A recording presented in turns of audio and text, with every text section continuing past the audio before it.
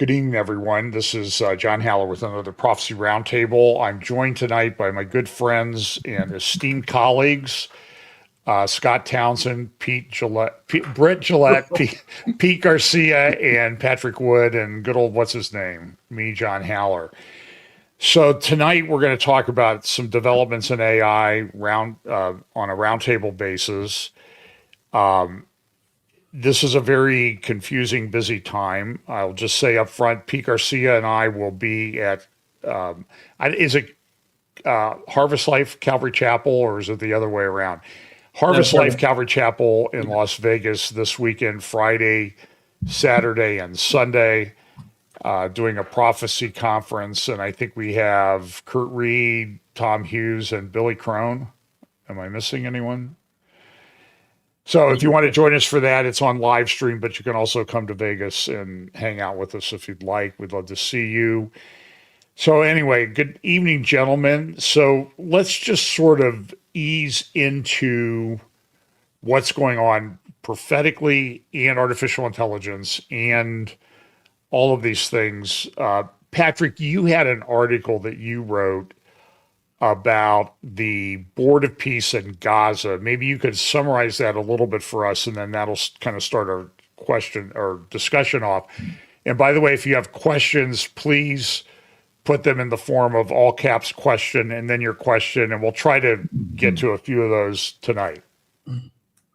So, Patrick, the floor is yours. Ooh, boy. Well, I don't know exactly how to condense this all in 2 minutes, but I'll try. Well, I didn't say you had to do it in 2 minutes. But if you disappear from the stream, you know that you went too long. So, no, take as much time as you need, because I think it's a pretty important article in light of what's going on in the Middle East and prophecy and technocracy. I started researching what was going on in Gaza in particular with the Board of Peace. And it led me to write a series of articles on it.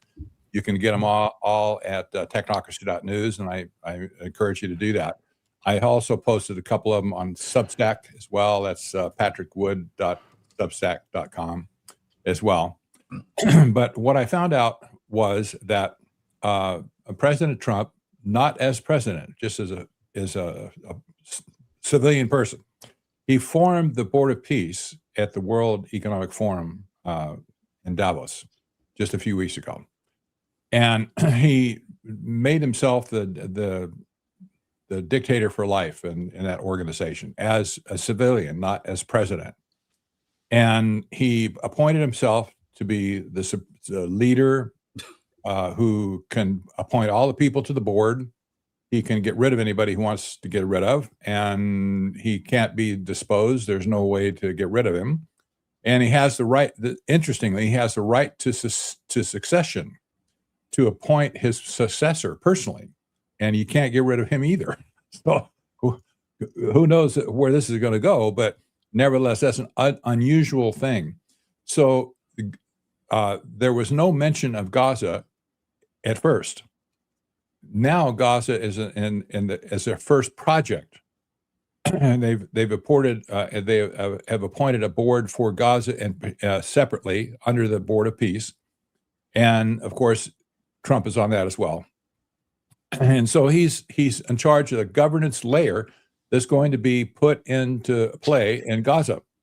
Then you have the financial layer that's being constructed, where you have some type of cryptocurrency / blockchain / tokenization, et cetera, being implemented in Gaza. No, not cash, but tokens.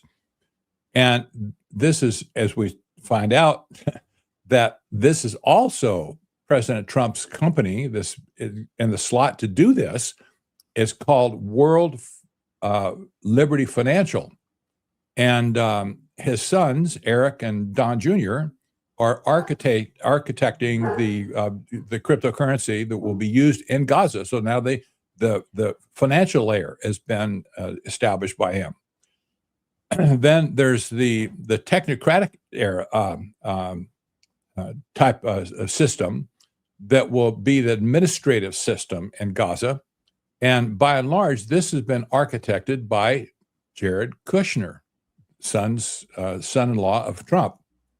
So you have a family operation at this point, and this means everything in Gaza is going to be going through their hands, and any decision, any type of exercise is all going to be in their pocket. The security layer is being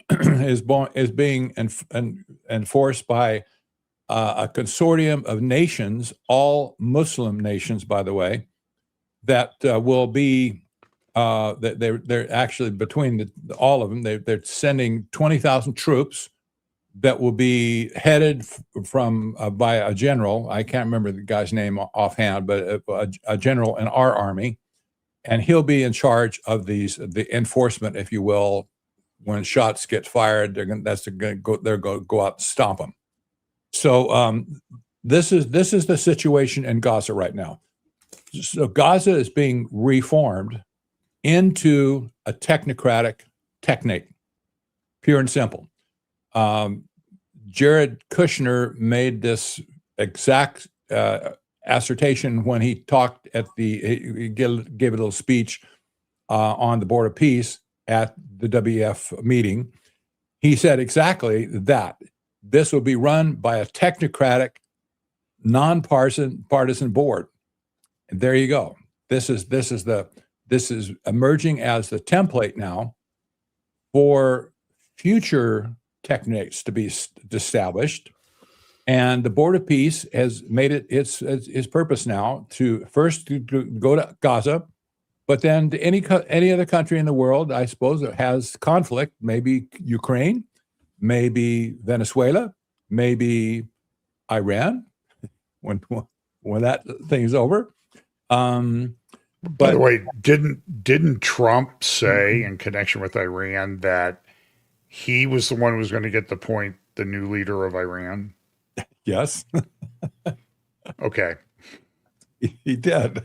So how will that work out? I don't know. But nevertheless, so that's where my studies started when I had to look at what was going on in the Gaza. I'll tell you what, this is a major revelation to me. I felt like I was 30 years old again, studying the Trilateral Commission and discovering everything that they had their figures into in 1976. Right. And all of a sudden, this picture just unfolded. Holy mackerel! One family headed by the Trump himself, not as president, but headed by him individually, have taken over the complete charge of 2 million people in that region, and they want to build skyscrapers. In fact, they have plans for 6 separate cities in Gaza, all like 15-minute cities. Everybody will be chipped, or not chipped, but what do you call it? Biometric identity established. Mm-hmm. They'll all have electronic wallets to receive tokens, and tokens, the spend tokens from it as well. And so that's beyond odd for sure, but it's earth-shaking when you consider the ramifications of it, that this is all playing under Trump's hand. Pivot back. Go ahead. Hey, Patrick, question. Is it true that Trump invested $1 billion of his own money into this foundation? And if that's true, I thought that I remember that Mohammed bin Salman was investing the bulk he had by far the majority position in the rest of the financing of this. Why would Trump maintain controlling interest if he is basically effectively a minor shareholder in this deal? Well, actually, do we know that? That's not true, actually, because the so-called spy sheik from the UAE, he invested $500 million into Trump's financial company. That was World Liberty Financial, for a 49% stake. So he's in a minority position. Trump still and his family are in the majority position.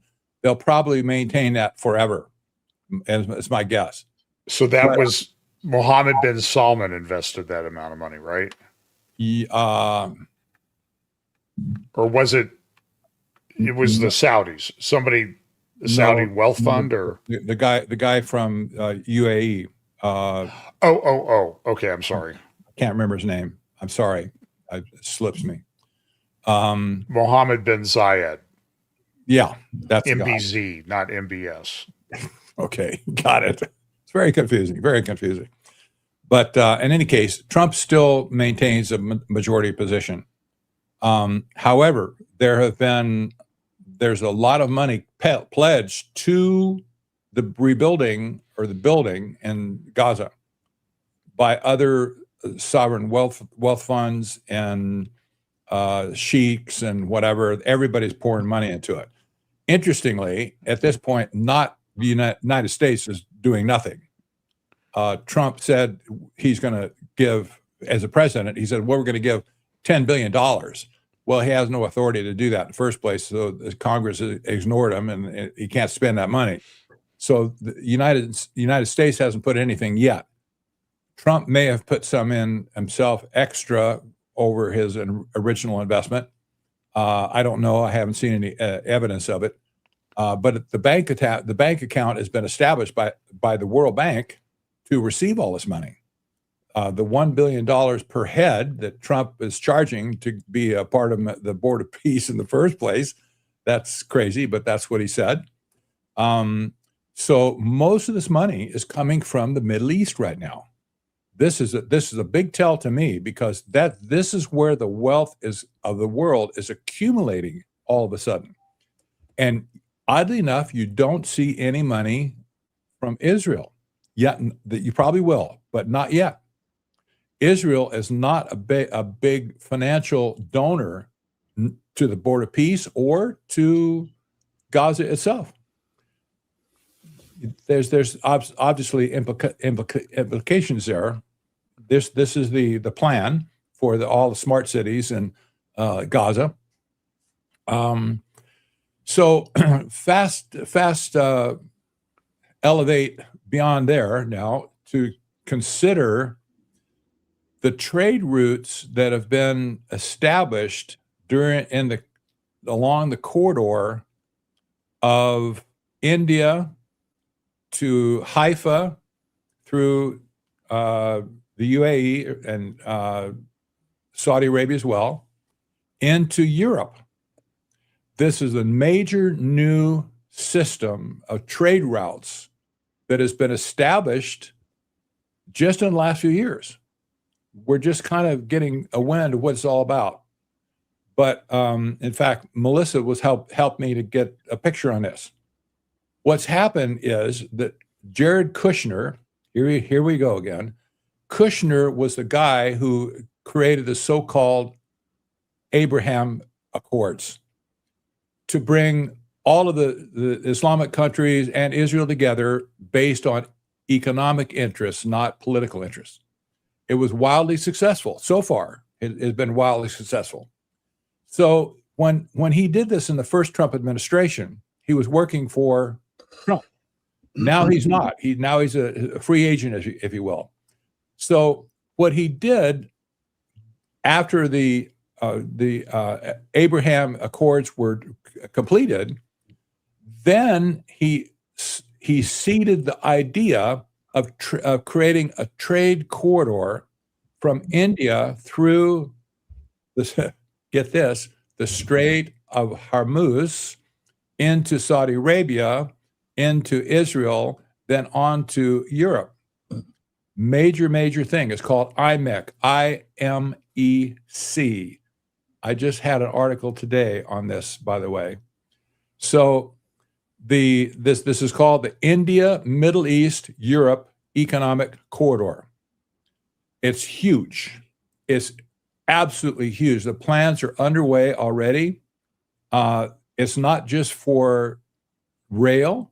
It's not just for ships, but it'll also include pipelines deliver gas and helium, or not hydrogen, into Europe, and it's also full Fiber. of fiber optic cables as well. Right. This is a major point. You can see technocracy, the technocrat hand in this, with all the data centers are going to be populated all along this route, and they'll all be connected by all of these fiber optic cables. This cable system, by the way, I think I haven't examined it completely yet, but it seems to me that this will be the largest collection of communication capabilities in the world when they're done. Now, it still hasn't been done, so this is the plans. But maybe they will, maybe they won't. But at this point, it looks like this is the plan. So this is going to be the newest major thing we've ever seen in this century, probably in the last 200 years, even since when we dealt with the Silk Road that brought all the opium trade into Europe and around the world. So this is a big thing at this point, and nobody's talking about it in the context that I'm talking about it, connecting it to Gaza. Well, it just, fortunately, the people involved have connected it for me to Gaza. And so what's going on in Gaza right now is going full bore. They're breaking ground right now on some properties, clearing rubble to do some infrastructure. And so I thought, well, maybe for the sake of the war, you think they'd stop that for a while. Time out, guys, go home, do whatever, do something else. We're involved in a war over here in Iran, and we can't take time. That's not the case. They're taking time. They're moving full speed ahead at this point. So when you see all the talk about the Strait of Hormuz being blocked by Iran, you have to picture, if you could blow this picture up for me here, you'll see the tip at the. Let me get the. Look. Second here. I got too many. Okay. Well, here's a little bit of a different. Is that okay? Well, blow it up so that you can see where the strait is. It's on the lower left-hand side of that picture, near Dubai, by the way. Right. Dubai is on the other side of the strait. But the Strait of Hormuz is a strategic waterway that they can't do without. And so Iran said, well, we're gonna block the whole thing, and we'll take the world to its knees. Well, they haven't done that yet. They haven't taken the world to its knees. But I'll tell you what, if they mess with the strait much more, they're going to be in big trouble. I mean, big trouble with the United States at this point, and probably the other countries in the Middle East. But enough to say, you can see why the strait is so important to Trump and all of his allies, and his family especially, but all of his allies in this, and all the people in the Saudi Arabia, UAE, Qatar, all these people have invested billions of dollars in Trump with his schemes to rebuild everything in like Gaza. You can see why they're just, I don't know, maybe they're chewing their fingernails. I don't think so. Maybe they're figuring, well, Trump's going to figure it out. It's his ball game at this point. And Trump has figured it out. But one point is the war in Iran is not about nuclear weapons. It's not about oil per se, although the oil is a rich resource for sure. But it's about global trade, because if they can complete this corridor, we're talking trillions upon trillions of dollars of world trade that will go straight through these areas, from India all the way to China, not to China, but to Europe. This is going to be a big, there's more, in other words, there's more on the table at stake than just a few ships passing through the strait.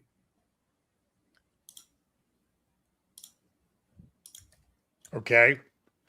So let's go around. I guess we can go around it and have people weigh in if they want. Go ahead. Well, I'll dive in. I agree 100%. This isn't about Iran's nuclear program. There's so much at stake in addition to what Patrick just laid out. You know, it was announced over the weekend, or at least it came out in CNN, that Iran said, well, we might allow ships to pass through the strait who pay for their oil cargo in Chinese yuan. And then it was reported yesterday that an Indian tanker that did exactly that was allowed to pass through the strait. And so when you look at the monetary system we've had for the past 50 years, it's built on what's called the petrodollar, which was this agreement put together back in the 1970s that Saudi Arabia and the Gulf countries, the OPEC, would trade oil in exchange for US dollars, and that's underpinned demand for US dollars globally. It's what gives the United States the ability financially to project military power around the globe. And in exchange, the United States is supposed to be protecting these nations and protecting the free flow of trade in international waterways.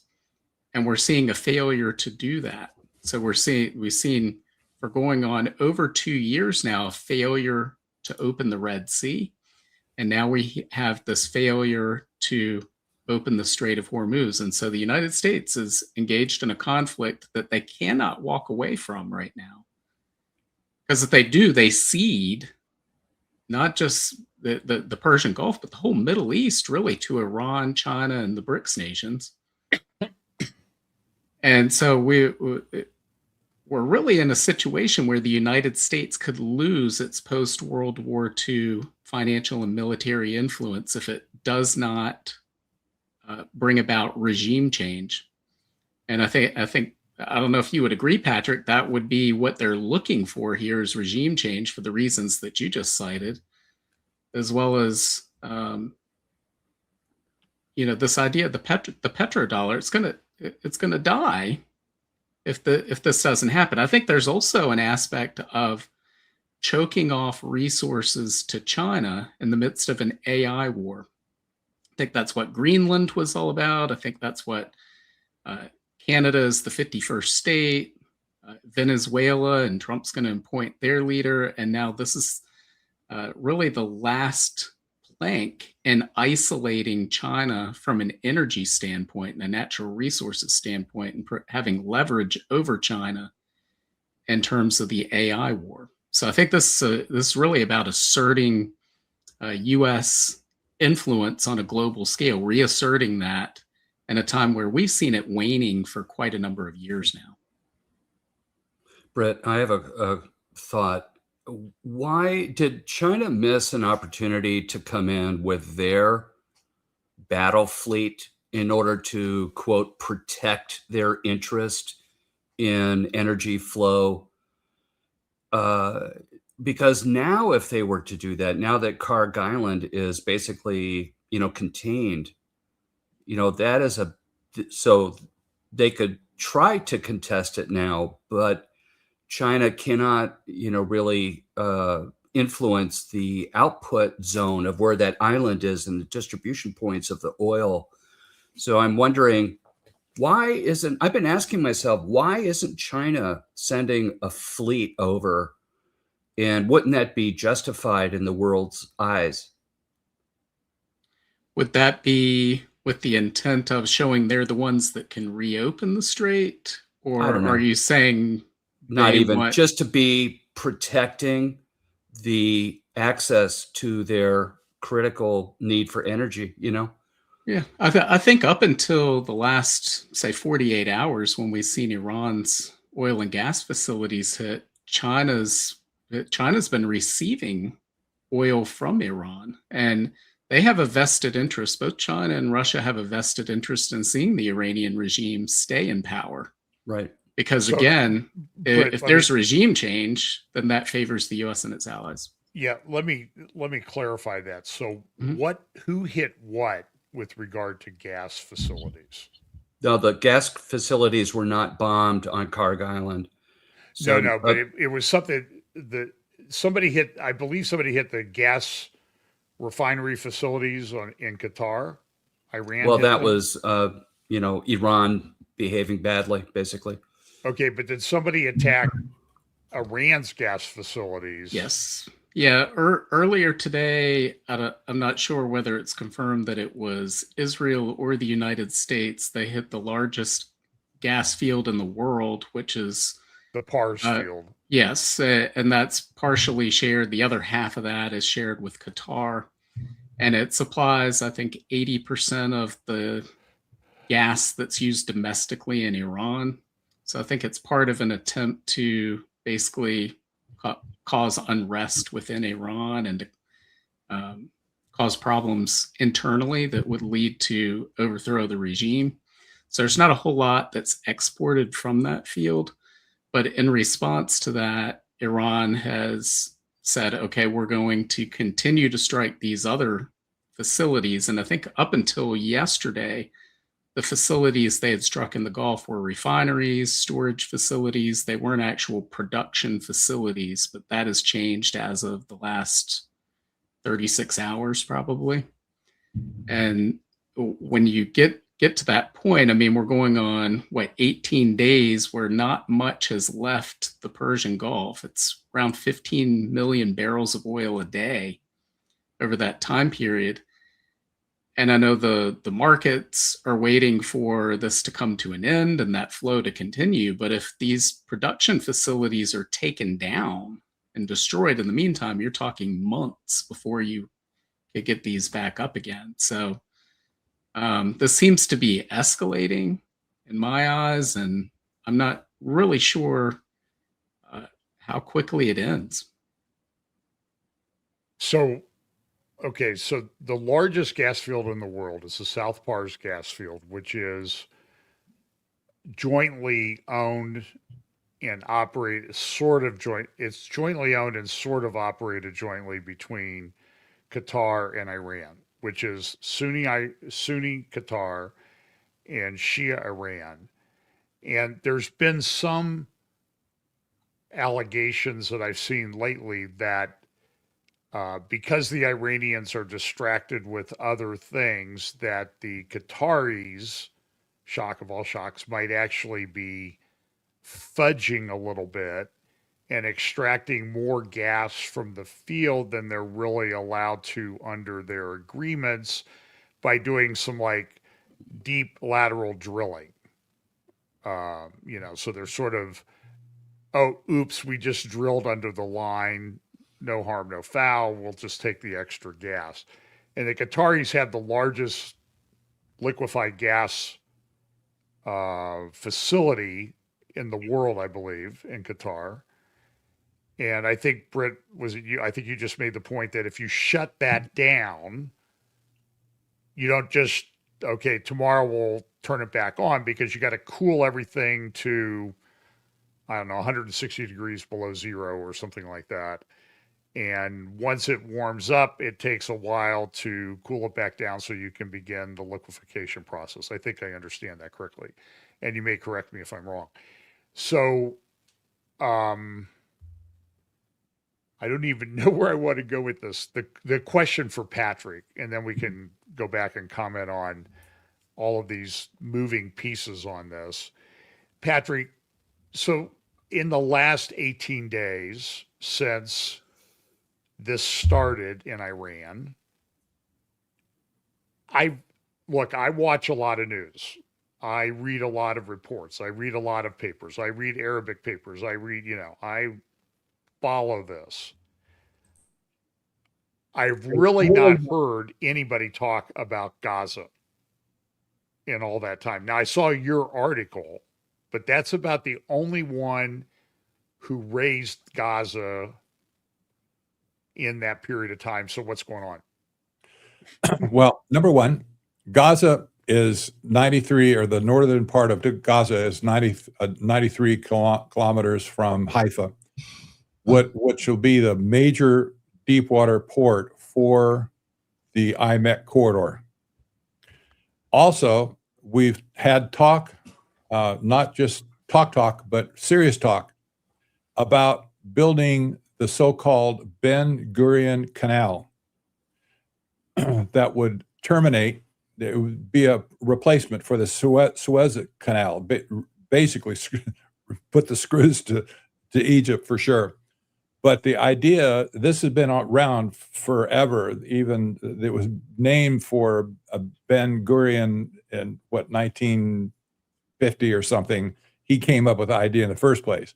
But this Ben Gurion Canal would be capable of floating major ships, container ships, etc. And it will be routed straight through Gaza. Just think of the possibilities here for world trade. If they did that, it would be huge. That would set property prices on fire if that happened. Now it hasn't happened yet, but you'll see Netanyahu made two speeches at the United Nations in the last few years that brought out this business of creating the Ben Gurion Canal, and it would be a big thing. It's part and parcel of the IMEC corridor in the first place. So go figure. Gaza could be, and it'll be important no matter what, but Gaza could be the focal point of global trade going forward. It'd be a huge deal for anybody who's there in the region. Pete, I have a question for you, brother. Did it ever occur to you how odd it is?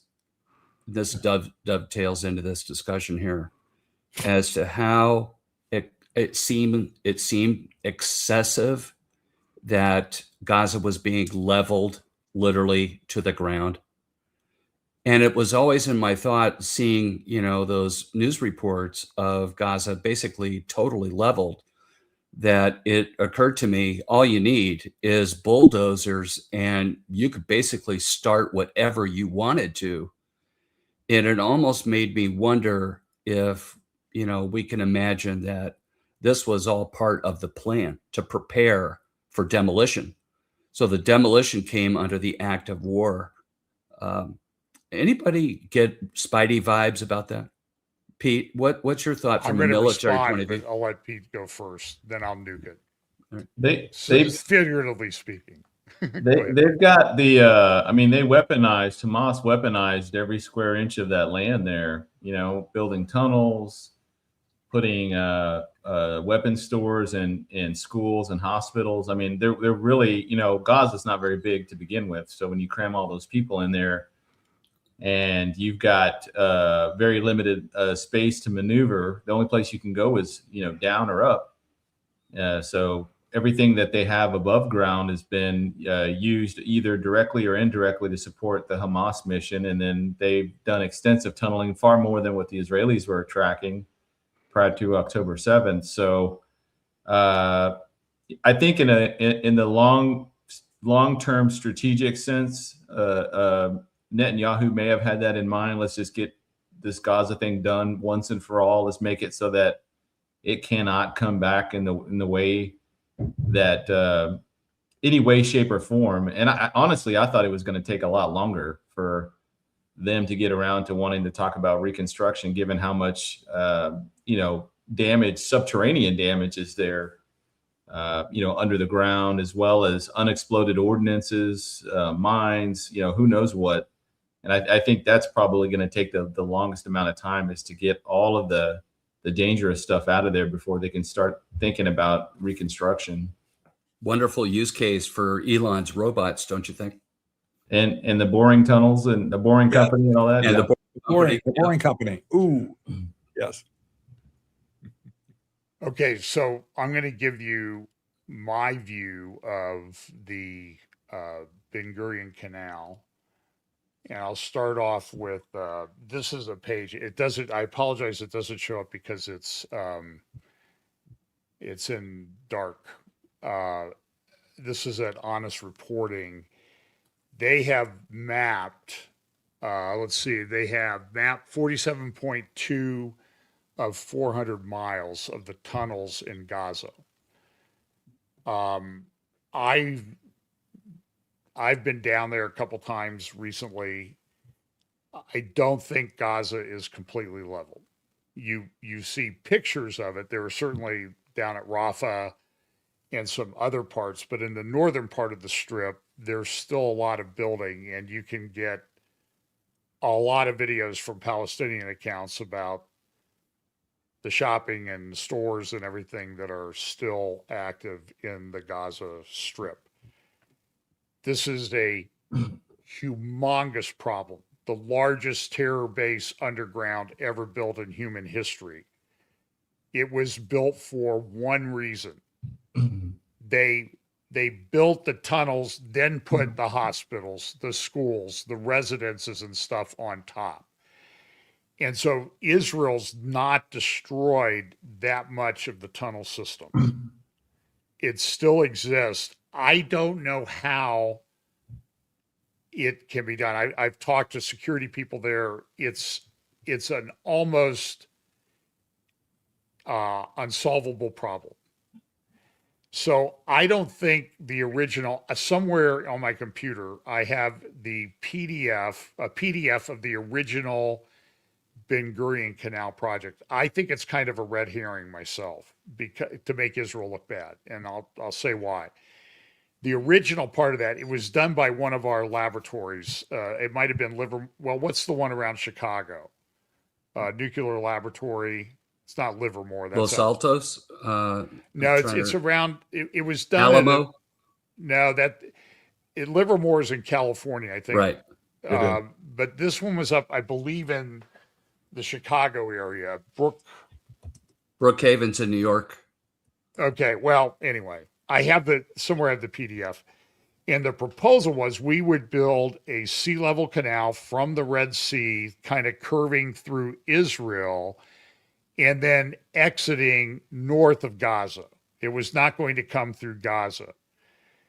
There were some extremely anti-Israel websites that picked this up and said, oh, the only reason Israel went into Gaza was to build the Ben Gurion Canal. And I think that's complete, I don't know how to say this. I'm not trying to cast aspersions on anybody. I think it's complete anti-Semitic nonsense. The way they were going to build that canal, though, was they were going to set off, to excavate the area, because some of that goes through mountains. They didn't want to do the lock system. They wanted a flat canal like they have in Suez, from sea level to sea level, with no lock system, and not a lock system like they have in the Panama Canal, which is technologically difficult, particularly in the area of drought that they've had over the last few years, or 10 years, which makes using the locks difficult. But they were going to excavate the canal by exploding underground nuclear weapons. This is in the proposal. And I don't know how many dozen of these. I'm thinking it was at least 50. And my view of it was, in today's environment, nobody's setting off 50 nuclear weapons to build a canal. It's just not going to happen. Now, that's not to say that somebody might not want to excavate it, but it's technically charging, because there's a little mountain. There's at least one. There's mountains in between that have to be dealt with to get through them. But that's separate and apart, though, from the IMEC corridor, which had rail systems and that type of thing across Saudi Arabia, Jordan, ending up at Haifa. The original Ben Gurion Canal project design was to end at Ashdod or Ashkelon, north of the Gaza Strip. Up here's Ashkelon and Ashdod. It was to come ashore somewhere in there. And that's a sort of industrial port area. You can see some of I don't know if it shows up on that graphic, but some of the port area there at Ashdod. So And if you're down there, it's obviously a port area. You can see it from the highway and everything very easily.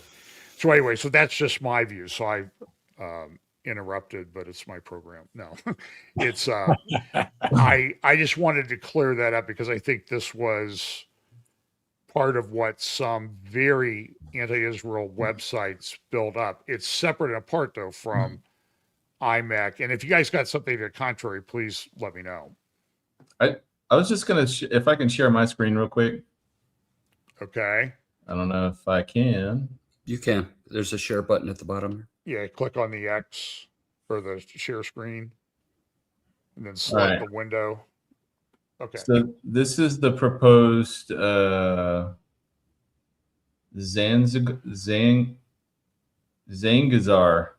I don't know. And this goes from China through the Stan countries. It's using old Soviet rail lines and stuff. They're trying to revamp it. And I think what's interesting about both of these, this is part of their Belt and Road Initiative, right? Yeah, is that they are both looking for overland options, as if they read Revelation 8 and 9. You know, the oceans turning to blood, or all of that. So they're looking for alternatives apart from the sea.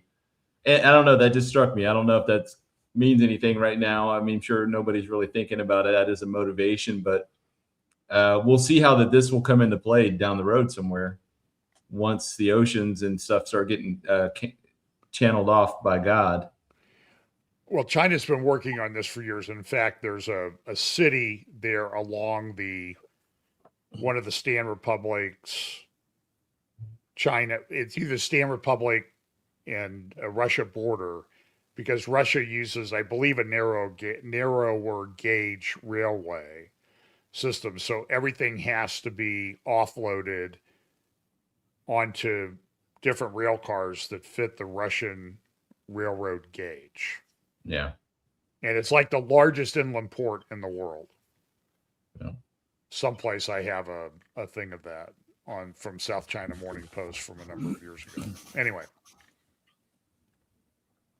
I just thought that was interesting. But yeah, the lab you're thinking of, I think, is it Argonne? Yeah, Argonne. That's it. Yeah, that's right. That's right. Okay.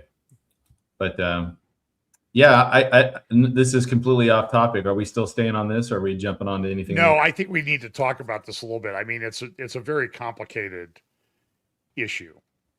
I think the one thing I'd like to pitch in is just how fast things are moving.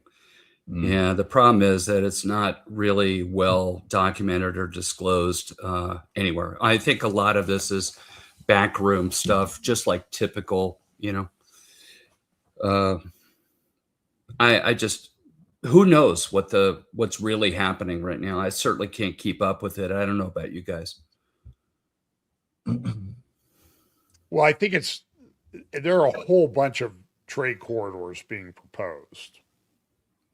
So, for example, this is the port Cargos, I think it's called, or Corgos, the largest dry port in the world. That was from the South China Morning Post back in, it's got to be 7-8 years ago at least. They had this massive series on the Belt Road Initiative.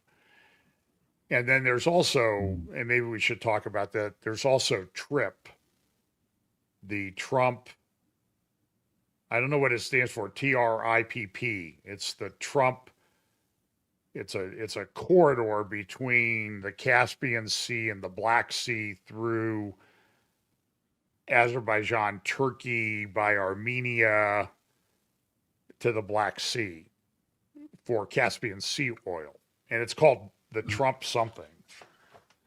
I'm sure Melissa will know what it is if she wants to text me or message me. Is it the TRIP implementation framework? Trump route for international peace and prosperity. Yep, that's the one.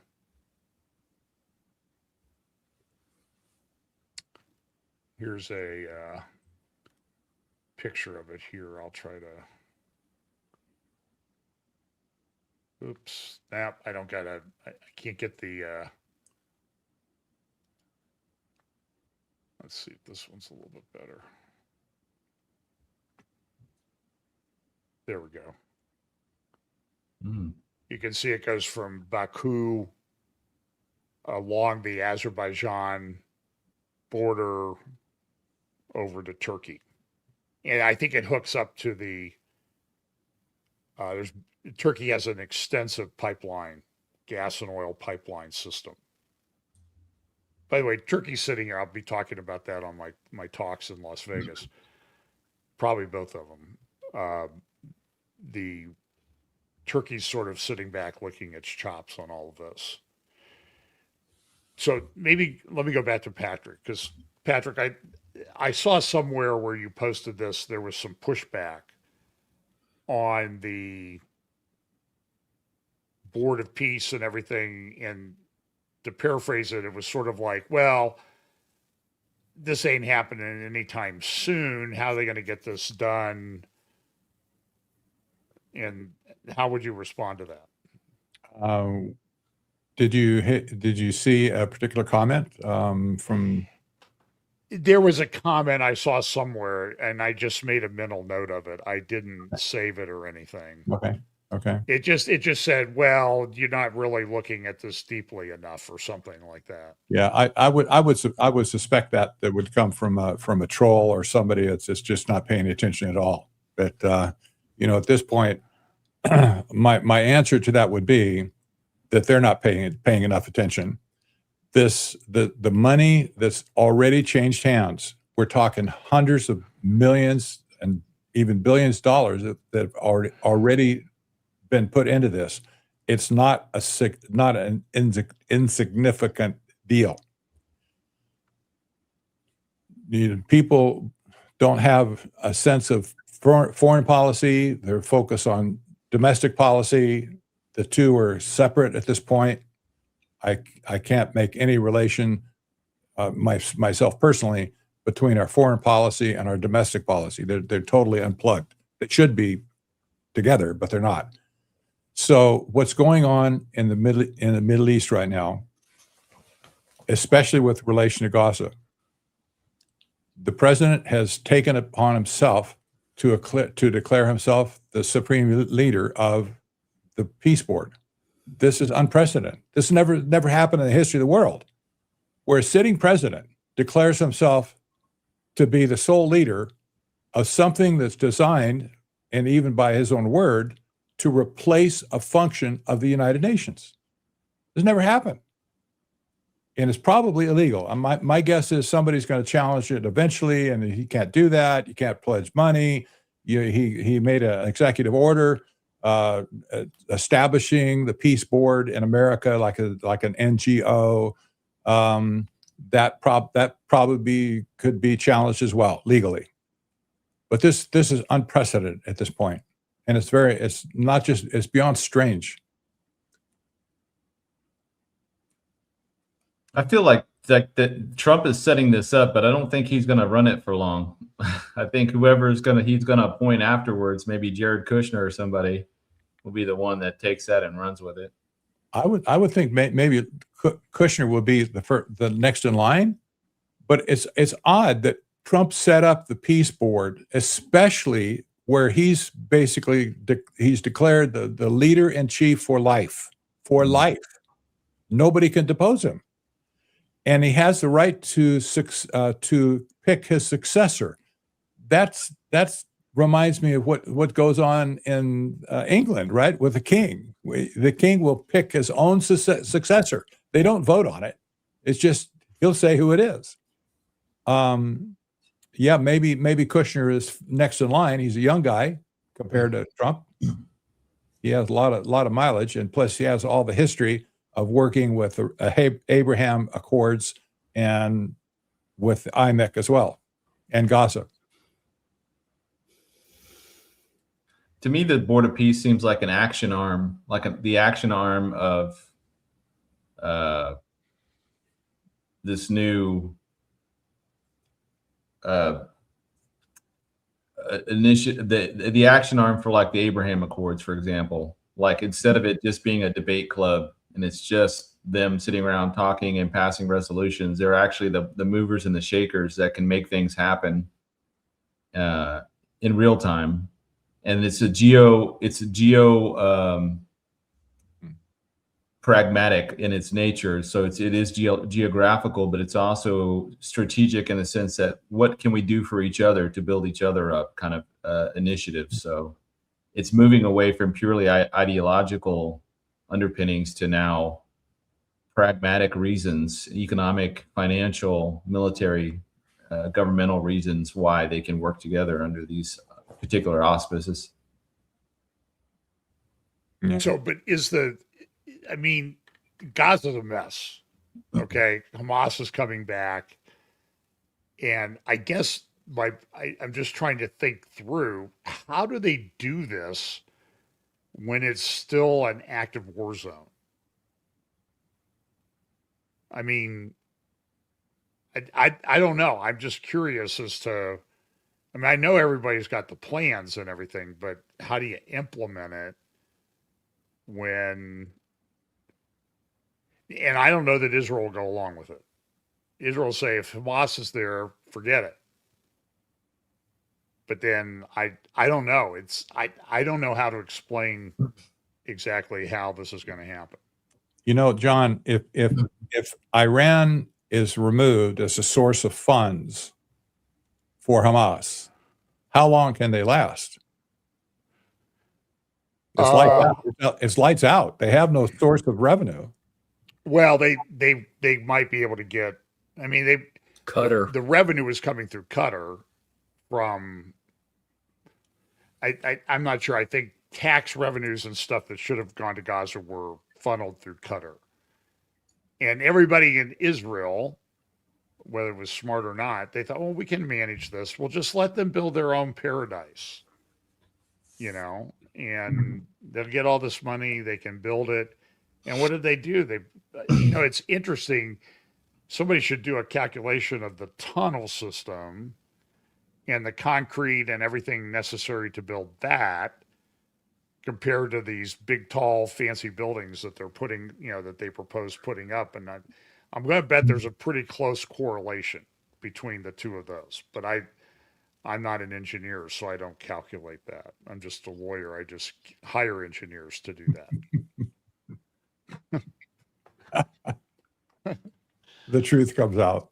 Well, no, I mean, it's this is my law school professor said, if you have a business problem, you go to somebody at IU because they got a good business school. If you got an engineering problem or something involving manure, you go to Purdue because that's what they study at Purdue, engineering and cow waste, how to use it effectively. So, so let's translate over to this thing in Iran. I mean, do we think if it actually starts going correct, do you see, well, I see about 4 possibilities. I mean, do you think Trump would try to bring Iran into the Board of Peace, under the Board of Peace umbrella? Conceivable. Meaning, I don't think he when wants you- to do that. But So when you talk about that, do you mean the current Iranian regime or replace Secular. regime? Well, Yes. they'd have to replace the Iranian regime. Right now, the problem is that they're killing all the mullahs and they're killing some of the IRGC, but the IRGC has a lot of money and muscle. And the way they've organized it, they're sort of operating in cells. Like, if you destroy this one, we'll just bring this one in. And I'm sure that I was talking to a friend who was former CIA yesterday, and he said that the concern among his defense buddies that are in defense, used to be in defense and security, is that they're dead man switches and tied to Karg Island. So that if something happens to the Iranian regime, they'll vandalize it to the extent, or shut it down to the extent that nobody's getting any oil out of there anyway. if they are starting to lose control of it. One of the greatest So- natural disasters coming then. That's what we know the Marines are for then.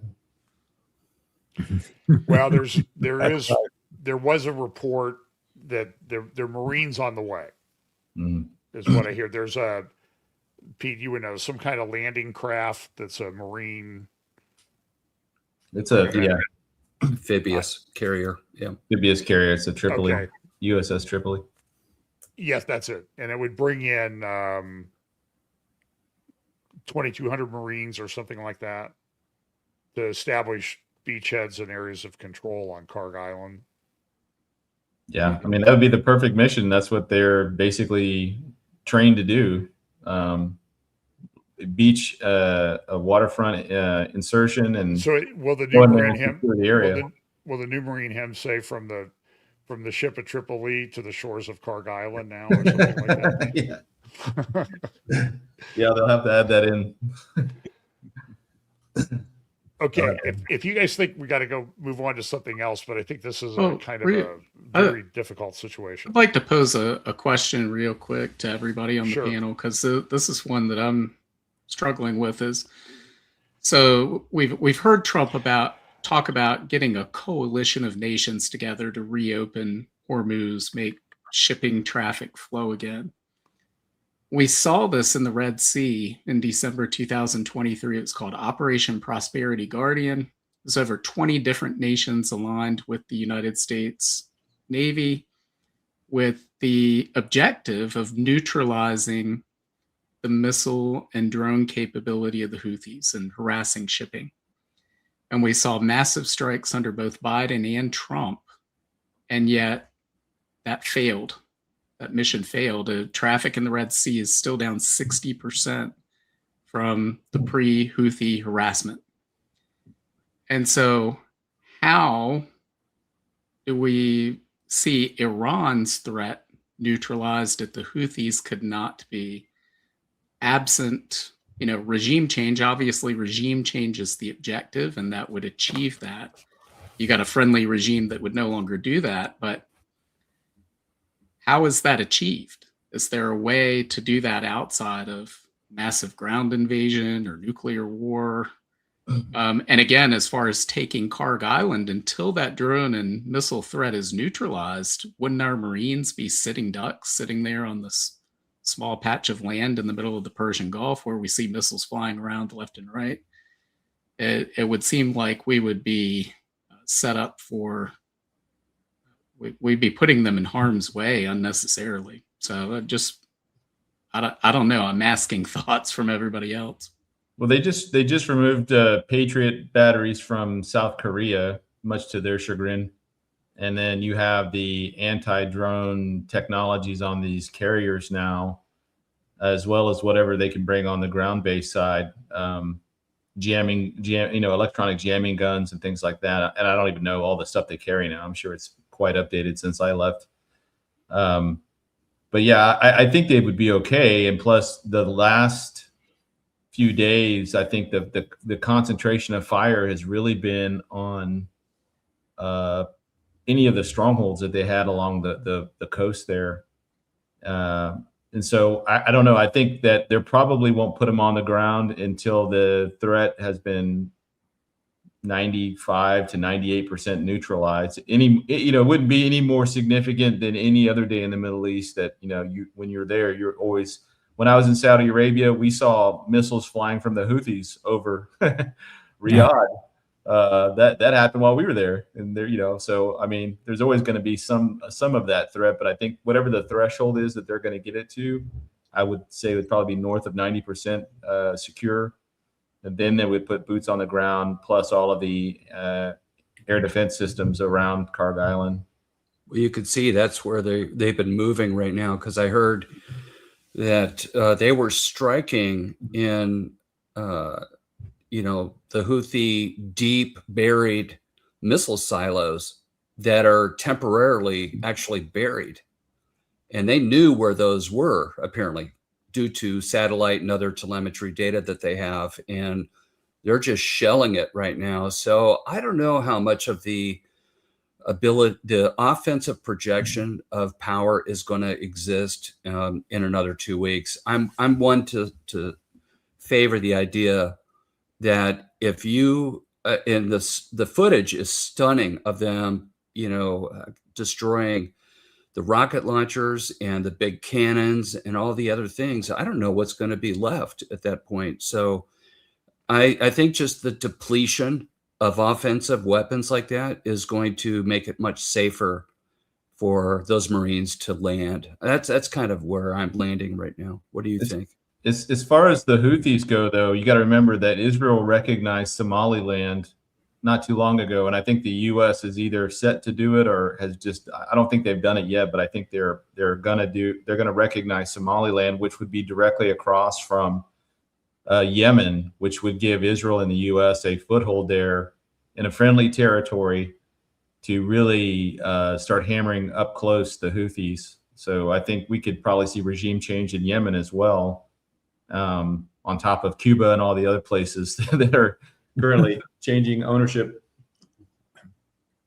Is anyone else thinking that there's a consolidation of the strong man going on right now in terms of moving and shaking and forcing compliance to these major nation initiatives right now? And does that prepare the way for the strong man that's coming, the first SEAL?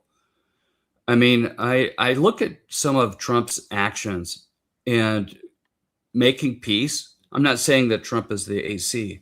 What I'm saying is there is, I think, priming for the world to recognize that a man could be that powerful to achieve almost lasting change from their point of view. Do you see a setup here, spiritually speaking? Absolutely. Absolutely, I do. Yeah. That's unmistakable. For Christians not to recognize that would be a fail, in my opinion. So it raises the issue. By the way, let me clarify a couple of remarks I made about Ben Gurion Canal. One of my points when my analysis of the Ben Gurion Canal was that it was to get part of the revenue that went to the Suez Canal to the Ben Gurion Canal. But I don't know what the cost was. The cost was going to be, in today's terms, $100 billion to build this canal. And if you got half the revenue from the Suez, that's at most like $5 billion a year. Mm-hmm. And I don't know that. I think the point I made when I was discussing them with someone was even the Antichrist has an accountant, So I don't know that it made business sense, but there was an article too, Patrick. I don't know if it came up in your research when this, it came from somebody, it's called the Horn Review from the Horn of Africa, Somaliland. Somebody wrote the Ben Gurion Canal Project, Ethiopia's, it says why Israel's Ben Gurion Canal dream is more plausible than ever. So I don't know if I agree with it, but I'm just saying that there is research out there that you can Google and find pretty easily about this. Yeah. So now my next question is, this will get you disinvited from a few conferences, but we can, maybe you want to change your names under your thing before you answer. Is this at a point where we maybe start to reconsider how the horses ride and when? I'll tell you what. Yes, that's a great idea. What, to change your name or not to? I'm okay with changing my name. I don't care about conferences at this point. I know I'm already disinvited for so many of them. But let me bring up the subject of Revelation 18. This is a prophecy roundtable, right? Right. Last I checked, yeah. Let's talk about Revelation 18 and the fall of Babylon. I've said for many years, and I still believe it. You might disagree, I understand, but I believe that historic Babylon is going to be reconstructed just like the Bible considers, and it'll be rich because of the trade that's brought to it. Correct. So you look at the picture of Babylon The merchants of the earth are waxed rich through the abundance of her delicacies. That's verse 3. Down in verse 7, how much she has glorified herself and lived deliciously, so much torment and sorrow give her. Then it goes down, verse 11, and the merchants of the earth shall weep and mourn over her, for no man buyeth their merchandise anymore. The merchandise of gold, silver, precious stones is all the expensive stuff, pearls, fine linen, purple, silk, scarlet, and all the fine wood, that's ironwood, I think, and all manner of vessels of ivory, and what manner of vessels of the most precious wood and of brass and iron and marble and cinnamon and colors and ointments and frankincense and wine and oil and fine flour and wheat and beasts and the sheep and horses and chariots and slaves and the souls of men. Okay, let's reflect for just a second. Historic Babylon is 55 miles south of Baghdad right now. They're on the map there. Baghdad would be sort of a little bit above the middle. And then So, Persian Gulf is down here at the lower right with Yeah. this new port they're building at Al-Fa. so let me just make the statement about IMEC, this trade corridor. There's no other trade corridor in the world at this point that could carry so much trade than this corridor. This is not just gas, it's not oil, but in particular, this is a general trade route that can traffic basically everything in the world in two directions.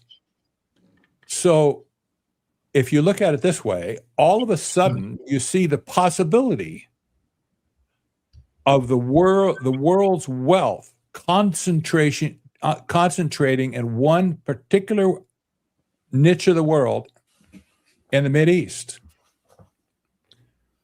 And you can see the nearest port to Babylon, historic port. It's silted up right now, but it's still there. It's about 50, 60 miles away from Baghdad at this point. Babylon is the ancient Pardon? site of ancient Babylon. That's right. There's not much there, but they're building right now. They're building a lot of stuff around it. And they're building some stuff in a town called Hilah. Yeah. And here's Babylon city walls. So that's, about 50 miles south of Baghdad, but from the port on the Persian Gulf, it's 350 miles.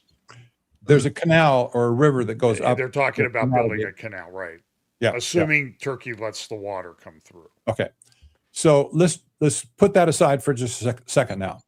Look at the map again of the IMEC corridor. Okay. The trade that will be brought to that region will be huge. We're talking the riches of the world will be available to anybody that's in that region. Maybe they're not going to buy it all. I mean, they let most of it just pass through. But the people that are operating this monster, if you will, they're going to be filthy, stinking rich off of it. That's the way trade is. If you have your hands on it, you have the hand in the flow, you're going to get a nickel for every ship that passes through or whatever. The wealth of the world is concentrating. That's my point is the wealth of the world has a possibility of concentrating in the Mideast like never before. Especially with the, theoretical demise of the United States, due to the rapture and other events like that, right? Yes. Yeah. Absolutely so. Absolutely so. Yeah, a friend of mine, we've been talking about the, Russia's subs and what the Poseidon torpedo can do. Guys have tracked on that thing. Pete, you might know about the Poseidon that basically detonates a nuke, and then there's a tidal wave, hundreds of feet high that can flow over, coastlines. Mhm. So that could devastate, a lot of area right there in the United States in particular. Yeah. I would think too, looking at this IMEC corridor, it definitely adds to the idea that Babylon will be rebuilt in ancient, or in the confines of the boundaries of ancient Babylon back in the day, which may incorporate more than just Iraq. I mean, Babylon was everything from Western Iran all the way down through Saudi Arabia, all the way over to Israel. So, when we talk about ancient Babylon, the boundaries of it, it actually encompasses quite a big area, not just in the area around Halal. And I guess that's one factor that I fail to look at and take into account. But if that IMEC corridor is opened and this peace with Iran happens and they're able to bring in Pahlavi, change out the government, and Iran joins the Abraham Accords, and then there's some type of agreement or an accord that's struck between the nations involved with this IMEC corridor, that very much lends credence to the idea of the wealth, like Patrick was, what you're talking about, the wealth being concentrated in that area in a way that we haven't seen in a long time. So, yeah, that's an interesting idea there. Wasn't it Dr. Andy Woods that put a stake in the ground and said that Babylon will actually be Babylon restored again? Yeah, there's a whole bunch of them that say that. My issue with Iraq right now is not that it didn't make sense geographically and geologically. It didn't make any sense. Why would you run a canal up to where, south of Baghdad? For what purpose? And then is it going to go all the way through, or do you have to make it wide enough at the end for it to turn around? And so there's still a lot of unknowns that are happening. But the big thing for me, logistics. The big thing for me is the government. I mean, Iraq right now is a bag of cats. I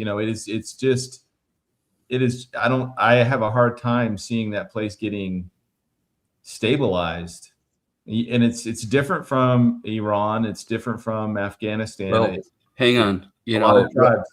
At Revelation 18, it will be organized by the Antichrist, right?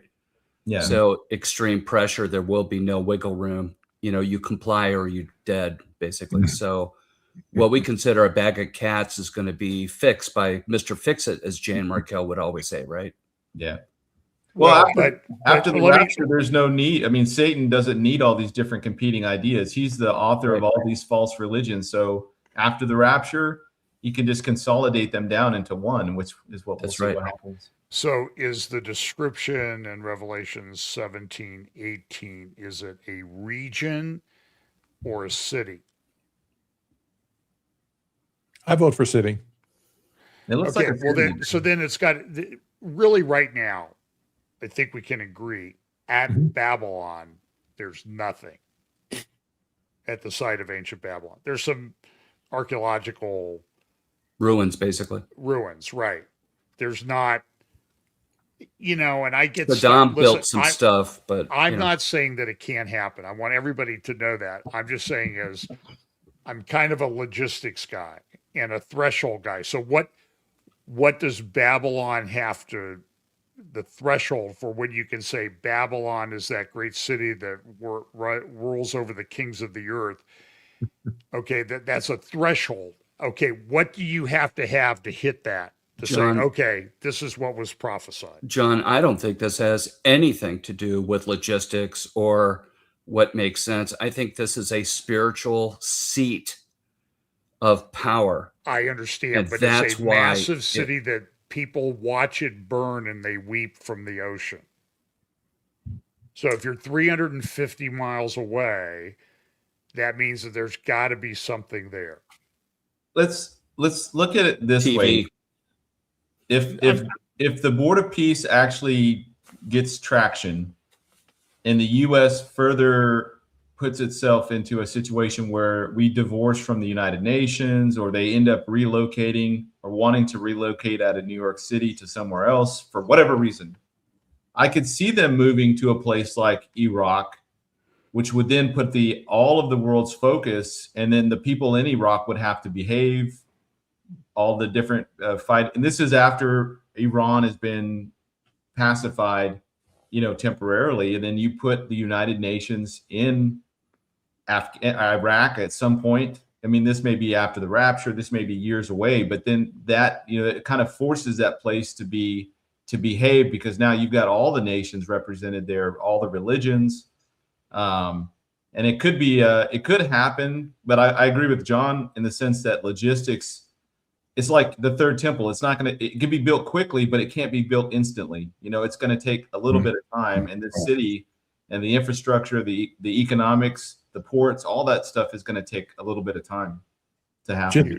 Just So before when you said that, just before you said that, I was just about to say, this in Iraq, this sounds like a job for the Peace Board. Well, maybe the next one. and like I said, I don't oppose Babylon. It's just that I want us to be accountable to actually, facts on the ground, which I don't see. I know they've built a few berths at the port at Al-Fa. Believe me, I talked about that 8 years ago. So I haven't seen much traction. And I get stuff from people. Oh, they're building a hotel in Baghdad, or they're building a new apartment complex in Baghdad. And I'm like, guys, I don't know if I've said this. This is the thought that goes through my head. It's not going to drop down out of the sky. Okay. Something has to be built there. The only thing that drops down out of the sky is the New Jerusalem. So, at least according to the Bible that I have. Yeah. So I think there has to be some movement, and then the question becomes, okay, so how quickly will that happen from a logistics standpoint? And we've seen a wealthy prince make some efforts on Neom, and that's kind of it's not completely gone away, as they've shrunk it down. It's some. stalled. It'll still be kind of spectacular, but and now they've come out with this massive building project at Mecca. It's unbelievable. The Prince, the King Salman project or something like that. So anyway, I'm just saying I'm well aware of what the different views are, and I'm not ready to say that ain't ever happening yet. I'm just saying we've got to be rational about it. And I know everybody says, oh, they'll build a city in 2 years, but the nearest example is the UAE. Well, here's another problem. UAE is this phenomenal city, right? What's happening right now? It's starting to fall apart because the illusion of peace and security, if you will, has been shattered by some missiles and drones. And so the Antichrist is going to have opposition. So is somebody going to go after his trade corridor, if this is the trade corridor, by launching a bunch of drones from different places? I don't know. I'm just throwing that out there. See, I don't have to answer the question. I can just ask it. He pulls the pin and throws a grenade. That's right. That's right. So anyway. I have an update on some AI if you guys have the let's for it. go ahead and do that. So everybody, we've solved the problem in the Middle East, and so you can go to Grok and get a summary of this video. By the way, have you guys done that yet with Grok? I'll take a video, and people send me all these videos. I'm sure you get them too. I don't have time to watch it. I just go to Grok. I copy the URL for the video, go to Grok, say summarize, and then type in or paste in the URL of the video. And in 3 seconds, I've got a very good summary, organized summary of the video. and it's pretty accurate. It's amazing. I mean, you take like a 3-hour video and get a summary of it, and you can do that with like any document or anything like that. So anyway, speaking Scott. about Grok, Elon has just decided, or the team there, they've had some high level exits at XAI right now, and the Grok team. And what I'm hearing is that they're going to start over because Grok has problems to it. Okay, and Elon's comment was it wasn't set up to be trained correctly from the very beginning. So I think it's an alignment problem, and I think they're about ready to double down on it and start a new effort to create a new version of Grok. Just a heads up on that. But I do want to do an update on the competency of AI. I had the privilege of going to factory.ai in San Francisco last Thursday in San Francisco on Townsend Street, no less. And it was half of a hackathon and half of a educational thing by the executive team there on their new Droid platform and a new thing that they call Missions. It's a long horizon agentic framework. And while I was there with one of my buddies, I was able to work with it. And the nice thing was they had people milling around giving you help to understand how to adopt it correctly. Here's where I'm going with this. I gave it some pretty sizable workloads on one of the apps that I'm working on right now. And essentially, it works differently than Claude Code and OpenAI and Gemini that are very, very strong models. But the way that they harness the AI in Factory and Droid is pretty incredible. I was able to run some missions, if you will, some product feature requests, some screens that I needed. And I needed to coordinate it between the back-end database and the front end. And I walked away for hours. 12 hours later, when I woke up the next day, it resumed and it was done. And 12-hour workload, continuously running, doing all the testing, doing all the verification.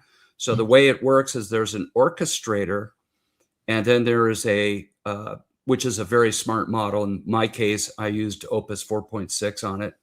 And then there's what's called the validator model. And that was GPT 5.3, which is also a very rigorously formal model, perfect for testing and verification work. So I was talking just like on coding and that type of thing. Yeah, on coding. Yeah, Okay. coding.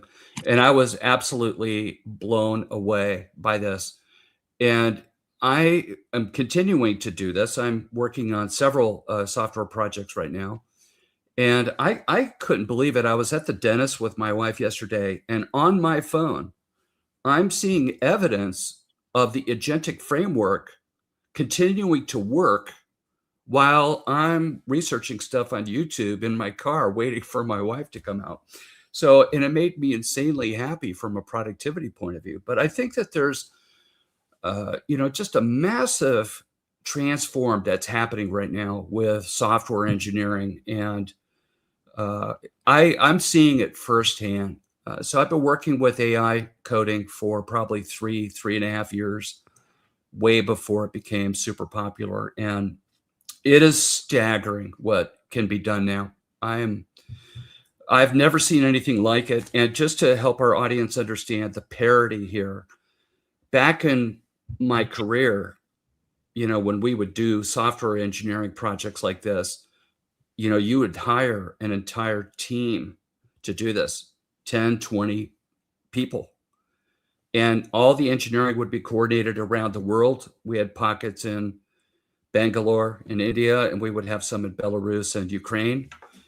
And, it was a worldwide floating, development effort. The teams would pass code and stories and epics around the world on a time zone like that. So today, I'm basically getting the equivalent of that 20-person team by myself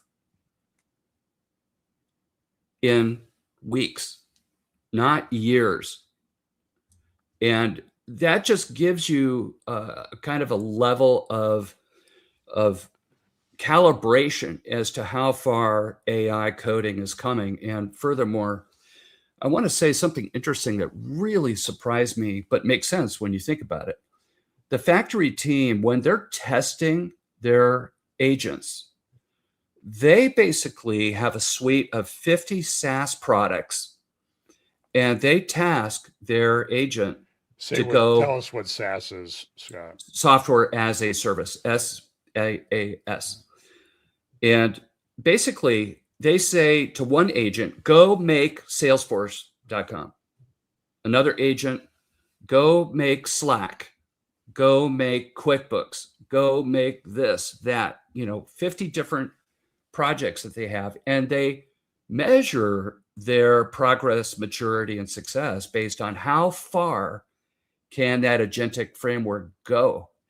And I guess the story goes that one of their iterations that they did ran for 16 days at one shot, basically. So if you can imagine software with millions of lines of code in it that took a team, a big team, 500, 1,000 engineers, 10 years to do, and it's being done in 16 days. It's not completely parity yet, but you're beginning to see where the engineering side of this is, and what this means for us. And the industry is struggling. In case you guys, I'm sure you've heard the news of how the tech field is being, hollowed out right now by layoffs and downsizing and all the other things, because AI has made such a profound productivity, difference for everybody. And the rounds of layoffs and I just heard a report, by the way, that the AI efficiency story is just to cover up a general downsizing trend. They don't want it to look like a reduction in force. They would rather, blame it on AI and the wonderful productivity that we're getting, instead of saying we overhired after COVID and we need to downsize to readjust our P&L. Meanwhile, these guys are making bigger P&L numbers than they ever had before. So I just wanted to share the real life story about my experience right now with the way that code is working today. It is truly astonishing.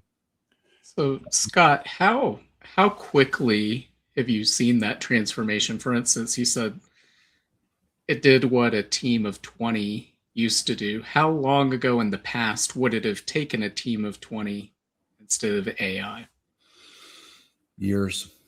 So here's the progression, because that's a great layup for this, Britt. Let me help the audience with this. At the beginning of AI, what you did is you worked in a browser. So you go to Claude, and then you would type in your prompt, and you would get an output of code. You would copy that code, open up your integrated development environment in IDE like Visual Code, VS Code or Visual Studio. You'd paste it in there and then run it to see if it worked or not. Fast forward another year, all of a sudden IDEs, so the integrated software development environment, especially Visual VS Code, which was a fork of Visual Studio, began to be able to integrate calls into AI directly in the environment, the IDE, which is like, think of it like a sophisticated word processor almost. That's way oversimplified, but you can see what the code is. You can change it, edit it, run it. But the difference is, instead of going to a browser and pasting it in and going back and forth all the time, it would use an API to go get the results of the query, and it would come back and integrate it back into your code locally. That process took another year and a half And we were getting very, very good results from that. And the latest big innovation came from Cursor, one of the big IDE companies that began to have agents inside of their system. And that meant that you can get parallelism of programmers, and you could see it and manage it and work with it and test it and everything. That was incredible, leap. And that was 6 months ago. Okay. See the trend? And then there's been test harnesses like BMAD and other frameworks like that were trying to create the long running agents. That is very, very difficult to do. But and to keep it coordinated, so that they're not overriding and crashing each other and, going off the rails and not following instructions and steering input. That process began to get radically improved, I would say, about 2 months ago. This is all brand new. And now you see Anthropic being able to do parallelism of agents in a browser right now. So Anthropic has a solution. OpenAI has a solution. And the one that I'm using right now, most of all, is Factory and their Droid system. And so this is very, very recent, development. Does that answer your question? The level of sophistication of what it's doing. And just to further enrich this for everyone's information, I've never seen such a high degree of what I call one-shot, development effort. If you've ever heard that expression, one shot, what that means is that you give the AI agent a prompt, and after a little bit of questions at the very beginning, it goes off and runs it, and it comes back and it's right. That percentage for me right now, one shot completion of the task I give it, is probably running over 80% right now. And even with inline debug tools, so every time you do a commit in GitHub, for example, it runs a debugger automatically in the background. And then it tells you about observations that need to be fixed. You give that back to the AI to confirm that it's a bug. It says, yes, I confirm this is a bug. And then it resolves the bug. And then you commit that as well. So the workflow of AI is getting so efficient right now. And I just don't even know how to explain the transformation of, computer systems right now. It is just, unbelievable. Can I affirm your comment? Sure. Yeah, I agree totally. And I've been tracking the development of AI from day one of the Trump administration, January of last year. And I'm measuring just a geometric curve based on doubling about 4.5 months. I think this holding true right now, and I think probably is going to be holding true in the future. Who knows? I remember, Patrick, you were way ahead of that curve. I have a lot of respect for the way that you imagined. At the back of a napkin calculation, you said it would multiply by 2,500x. Wasn't that the number? So here we are. We've had the first. I'm seeing it. First year of Trump, AI went from 2, 4, 8, 16 times. That's from December. We're in the 5th quarter since then. January, February, March. This is the 1st quarter of this year. We're just closing it out in a few days. In this quarter, it's gone to 32 times. Where you are right now is 32x. That's subjective. I know. Don't hold me on that. But the whole point is just how the trajectory is going. At this point, if you think that you're wowed now, just wait until it hits in 2nd quarter 64 times. Wait for the 3rd quarter 128 times. And by the end of this year, 2026, it will have increased 256 times. So Just I want to imagine the implications of this. let me comment on that, Patrick. I agree that it's astonishing, and I think another 3 months, and we're going to see another major improvement in the reliability of multi-agentic systems. But let me, just for our audience that may be remembering concepts like OpenClaw or a ClawBot, or what's it called now? OpenClaw, ZeroClaw, PicoClaw, NanoClaw. There's all these, and now NVIDIA has one called NemoClaw. By the way, that NemoClaw that NVIDIA just announced by Jensen Huang at the CDC, the game GDC, is the Game Developers Conference in San Francisco. That was a very significant announcement because he's putting the security layer, he's trapping OpenClaw in an enterprise security wrapper. And that's going to accelerate, AI assistance in the corporate environment, like exponentially. I see that as a major breakthrough. And it, think about the wealth of what NVIDIA is doing right now. This is software side, by the way. It already uses all their hardware. So I think he's leaking over into software services and other agentic revenue sources for NVIDIA. It's going to be very, very interesting. We should be paying attention to announcements about NemoClaw and what's happening there. It was just announced a few days ago. And it's going to be incredible. What's significant about it? Well, first of all, OpenClaw is a security disaster. So I caution our audience. You may be tempted to go do it. A lot of people are buying Mac Minis and using that Mini in order to deploy their OpenClaw. And I use OpenClaw as a proxy for all the other Claw clones that are coming out here.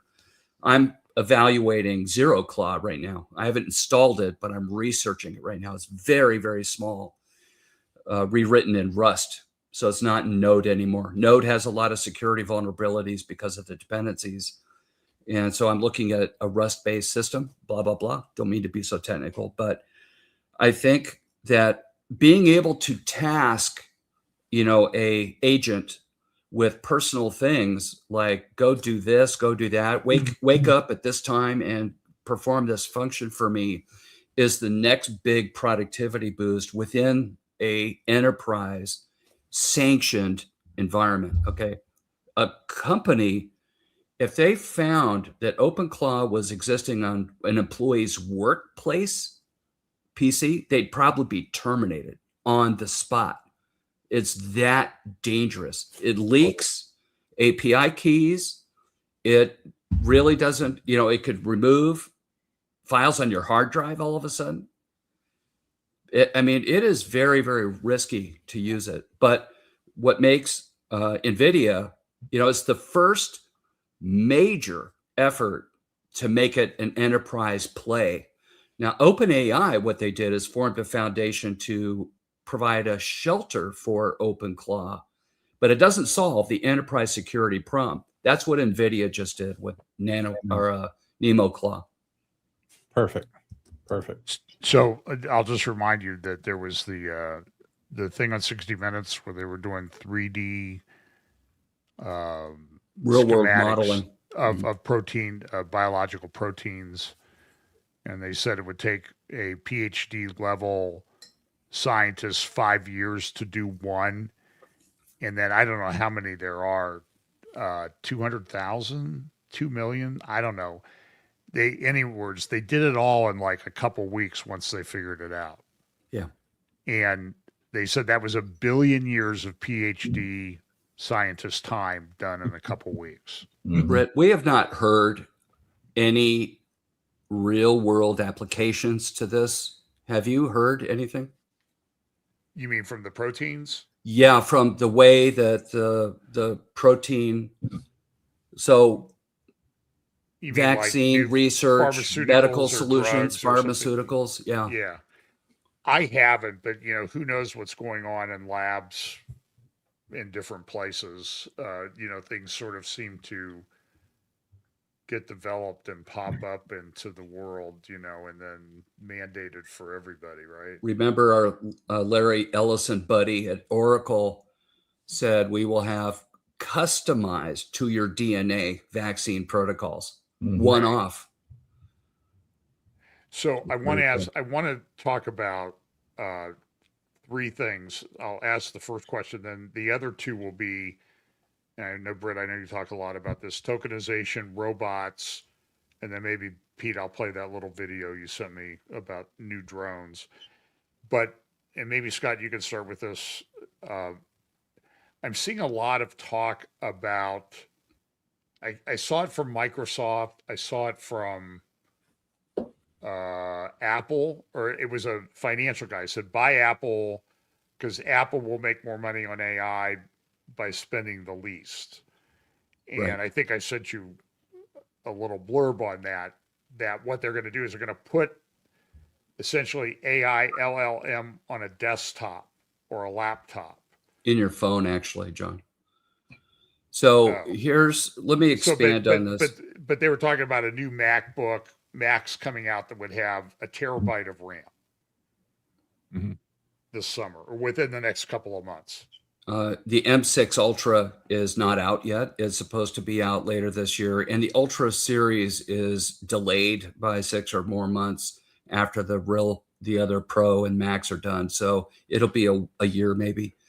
But to your point, one of the things that Apple has done that I give them credit for weathering the market criticism and all of the people that were wagging a finger at them to be so slow to react. Meanwhile, everyone else has invested tens of billions of dollars depleting their financial health. I heard that Oracle is actually potentially struggling with their financials right now because of their sunk cost for these investments. And we know that OpenAI is like a vampire. They just need a direct pipeline of blood infusion into those guys. So who knows if they'll actually, I expect that they'll be acquired. They might be a nationalized company because it's too big to fail. And the US government may actually own it. You know what I'm saying? But I think that, where was I in this process here, John? I can't remember. All of a sudden, I got lost.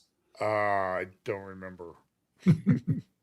Give me a thought. What was I saying, guys, for a second? Somebody grok Scott, and we'll see where he was. I had a senior moment. Sorry about that. It happens. It'll come back. Wait. So let's talk about. Well, now I thought of another one that's kind of related to Board of Peace and desert and sand and all that, and that's Pax Silica. Oh, So yes. I saw a news blurb this morning about Sweden coming into Pax Silica. Patrick, is this all related to this Board of Peace stuff? Absolutely, positively. Well, I don't want to get into Pax Silica. I wrote a paper Pax on Silica.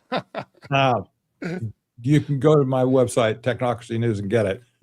But it's not appropriate maybe to talk about right now. But this is the export of our AI stack to the rest of the world. Anybody who will sign on at this point is called a declaration. It's not a treaty. It's not even a memorandum of understanding or whatever. It's just a declaration. But anybody who signs it, and they have several countries, mostly first in the Mideast, the usual suspects over there, they signed in. And basically what it's doing in practice is it's tying them to receive all the full stack AI from us and keeping it under our control and our terms of service, if you will. And if they violate that trust, it's off with their head. That's my whole read on this whole thing. But this is sponsored by the State Department, and oddly enough, it's written by the same arch technocrats who basically architected everything that happened last year, like the big beautiful bill and the AI action plan and all that stuff, written mostly by David Sachs and some others and the arch technocrats in Washington, D.C. And at this point, Pax Silica is the public-facing entity to wrap countries in, and Sweden just came and joined the fold, if you will. Hmm. Okay, so yeah, there's a new article I think I put a link in the chat to a JNS article that just was published yesterday. The core root of Pax Silica, how the U.S.-Israel partnership is evolving into the technological backbone of the free world. Mm-hmm. By the way, those data centers will be vacuuming up all the data. So, it'll just be, if you own the AI infrastructure, you store everything, because those AI systems have memory. Yes, they do. Exactly. So think about the intelligence gathering that would give you by a backdoor agency. Didn't Meta just buy Claude? No. Meta Not just Claude. bought something, and it was maybe Anthropic. I can't remember which one they bought, but you take a thing like Facebook, which is one of the largest social. Bolt book, did they purchase? When did that happen, Pete? I'm surprised I didn't hear that. What's in the last few days, you take the biggest social experiment like Facebook that gathers all your information, and then you buy the AI company that is notorious for kind of going rogue and stuff. I mean, I'm sure that nothing can go wrong at that point. So it says on March 10th, Meta acquired Moltbook in a deal whose terms were undisclosed. Yeah, that's it. Yeah. Which, by the way, is just a social experiment. Don't read into that. It's just it's a distraction, in my opinion. What do you mean? I mean, now I'm not. Don't pay attention to it, or are you being sarcastic? No, I'm not being sarcastic. I think what they're doing is you basically point your agents that you have, and you give it permission to interact with a collective of other agents. But the way that you see the conversations that are going on, I think that has been steered for fear and for misinformation, and to imply that it's intelligent and to make it act like it's an intelligent person or being. And I think it's a social engineering, experiment, basically, is what I deduce out of it. And you give some. Wasn't Facebook a social engineering? Yes, that's experiment? Why acquiring it is actually maybe brilliant. We'll see. But Yeah. The idea is that you would task 10,000 agents, go act like a MAGA, extremist. You give another 10,000 agents, go act like this persona, go act like this persona now, go. And they just start doing, it's all been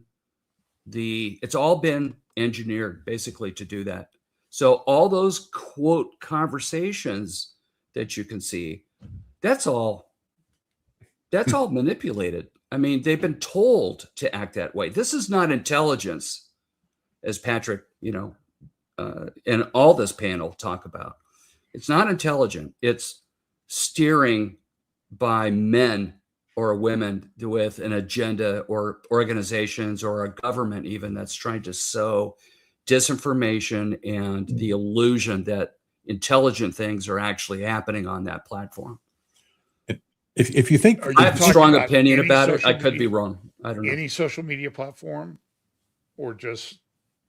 Well, the algorithms behind the social media things have been run by bots for a long time, and those bots are also programmed, to act in a, let's say, they're influence bots that are trying to upvote, downvote. Right. I mean, they are posting, they're forwarding, they're sharing, they're liking, subscribing, they're doing all this stuff. And so the manipulation of what we see either through Facebook or X or any of the social platforms at all, I don't know that it's very trustworthy. I mean, think about what happened when Elon bought Twitter and the inner audit that occurred during the M&A or the due diligence acquisition. John, do you remember the language of what was going on there? They found out that something like 30%, I'm quoting from memory, which is not reliable, but that 30% of the activity on Twitter was actually from bot networks. Yep. Not people. Mhm. And that's only exploding with AI. Yeah. And I'm starting to get really irritated. For example, one of the Right. big. So, John, let me just complete the slide. Okay, here. go ahead. I'm starting to get really irritated by people that are harvesting, clickbaity type things with completely generative AI videos where there's a person narrating, in a box like the boxes that we see here. By the way, we are not AI, just in case anyone out there wants to know. The proof case is when we swear, and if we get enough likes, subscribes, and stuff on this video, I will swear to prove it. That was supposed to be humorous. Right.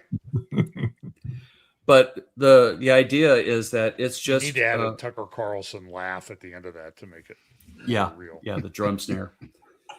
So I guess it's just one of those things where it's all a distraction right now, and social media started this whole thing, and it's just not ending. But the amount of highly realistic looking videos that were completely created from workflows that are automated, putting in actors, putting in real voices, all autonomously, and then posting it on various channels, that is going to grow substantially. And I see it. You can tell. You have to squint your eyes a little bit sometimes, but you can see it. And it's just disgusting to me that you just can't even trust some of the stuff that is coming up on the feed. Just be aware Yeah.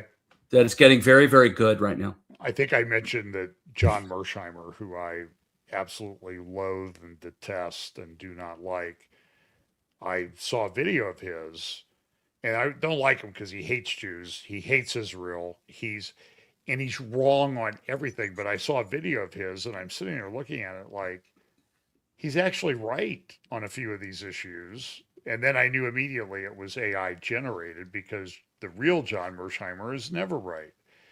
And I'm looking at a post here from Dave Smith, the clown, professional clown, who supposedly is, he's on Piers Morgan all the time, like he's a serious geopolitical commentator.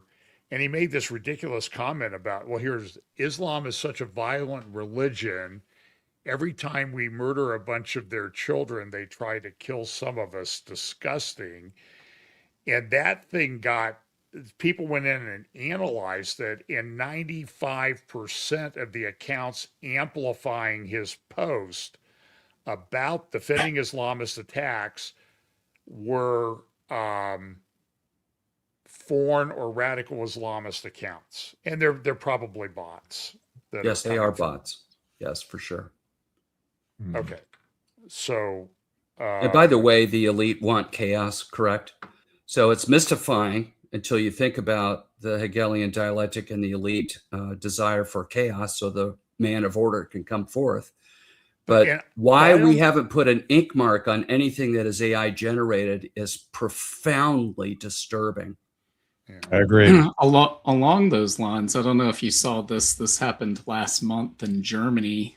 One of the large networks there, ZDF, put out a story about ICE, and they called them ICE troops were arresting illegal immigrants. And they actually used AI generated video, passed it off as real. The problem was the OpenAI Sora watermark was left on there. Somebody forgot to clip that out. So it's interesting. You should note why they wouldn't put watermarks on it. In many cases they are, but They crop it that afterward. can easily be taken out. And Right. we're seeing that integrated into footage that isn't necessarily AI. That newscast wasn't AI, but it had elements of AI to distort and twist the truth and push this agenda. Exactly. Yeah. So what do we do with the Oscars next year? Is it, Does anyone watch them anymore? Well, it's sort of a theoretical, hypothetical Hey, question. you know who's really worried about AI is Hollywood, because if you've seen those clips that have come out, and the best one I've seen, I mean, I loved it, where Frodo Baggins goes into the Pawn Star and tries to sell the ring, the one I ring. haven't seen. Now I got to go look for that. I've watch not it. seen that. It is hilarious. But I mean, think about the elite in the sense that they want this deepfake technology because it would be very useful for them, just like what Britt was talking about in Germany. Imagine all the people that are just have TDS super bad, or they hate BB super bad, and they will start making this stuff, and they could have serious ramifications before it's even taken down or debunked or whatever. So, the whole thing with BB having like 6 fingers, or the thing from the other day, that's still going around, So I do see them using that. But was that done by BB, or was that done by somebody to make BB look bad? No, it was a real clip, but it was the shadow, the lighting, all that kind of stuff, So then he came out a day or two later, like showing his hands, but you can see that as being one of the causes for people willingly agreeing to censoring more of the internet, or making it tying your biological imprint, just like we're doing biometrics to log in now to a lot of things, because of that very reason. I'm watching this video. I'll give you $20 for that ring, but I'll call it an expert. Some of this stuff is very good. I actually had a meeting when I was in California with someone who used to work in the Hollywood, he's in a ministry now, but in the Hollywood graphics section in Hollywood. And he was telling me, I can do in an hour would take me weeks to do, an hour on AI generating graphics and everything, just talking it through and refining it. It would take me weeks and weeks or longer to do any of that when I worked in Hollywood. And he said, essentially, there's no future in graphics anymore for that. Or voice. So I sent you that question. So we're going to answer that question. Somebody said, hey, in my design business, I'm supposed to use AI. Is it okay, or am I summoning demons when I do this? So so it is might okay. be doing house or building design or something like that. It is okay to use AI as a productivity aid for work. I do it. I'm using it for software development, but tooling for work is fine. Where I want to encourage our audience to, really be cautious. The red line for me is if you use AI as an AI companion. That's a discussion that we've had multiple times on this program. And where you're confiding personal things to an AI that's memorizing and learning and maybe acting in an inappropriate way for you, because they steer you towards more intimacy. They steer you towards this and that. It's not good at all. And the other red line is, using AI for biblical interpretation or sermon prep. To me, inserting an AI in front of the Holy Spirit in front of your congregation is just very, very bad, in my opinion. Those are the two red lines. But for work, I think it's fine. I know people are recoiling from AI because of all the things that we talk about. But if you're not willing, so here's the other side of this. If you're not willing to work with productivity boosting systems like this, which are absolutely pervasive. And let me remind everybody that even using a browser today is AI generated results for you. You cannot escape it. Okay. So if you do that, you're basically coming out of the job market because, it's just overwhelming how far this stuff has come, and there's really no way to completely avoid it except, being, just saying I'm out, but what are you getting out of exactly? So your peers that you work with, they're using it, they're accelerating their productivity, they're the ones getting promotions. The whole thing is really nasty problem, and it's going to create increasing separation between those that know and apply these tools and those that don't. So there's another economic gray zone coming, and because of these types of changes. And I would add, I think the reason that we continually get this question asked is because sometimes the output from AI seems demonic. And I want to remind everybody of what we've talked about before. We talked about it tonight. These are algorithms created by fallen humans. There's no sentience there. There's no consciousness there.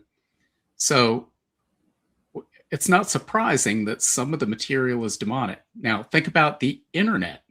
The internet, there's a lot of things that are on the internet that I would describe as demonic. Does that mean that the internet is demon possessed? No, it means that human beings, many who were under demonic influence, put demonic things on the internet. Likewise, people who are guided by the Holy Spirit have put the word of God on the internet. So the internet is a tool. AI is a tool.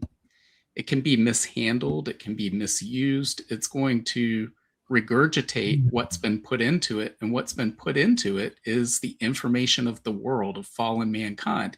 And so a lot of demonic things are going to come out of it.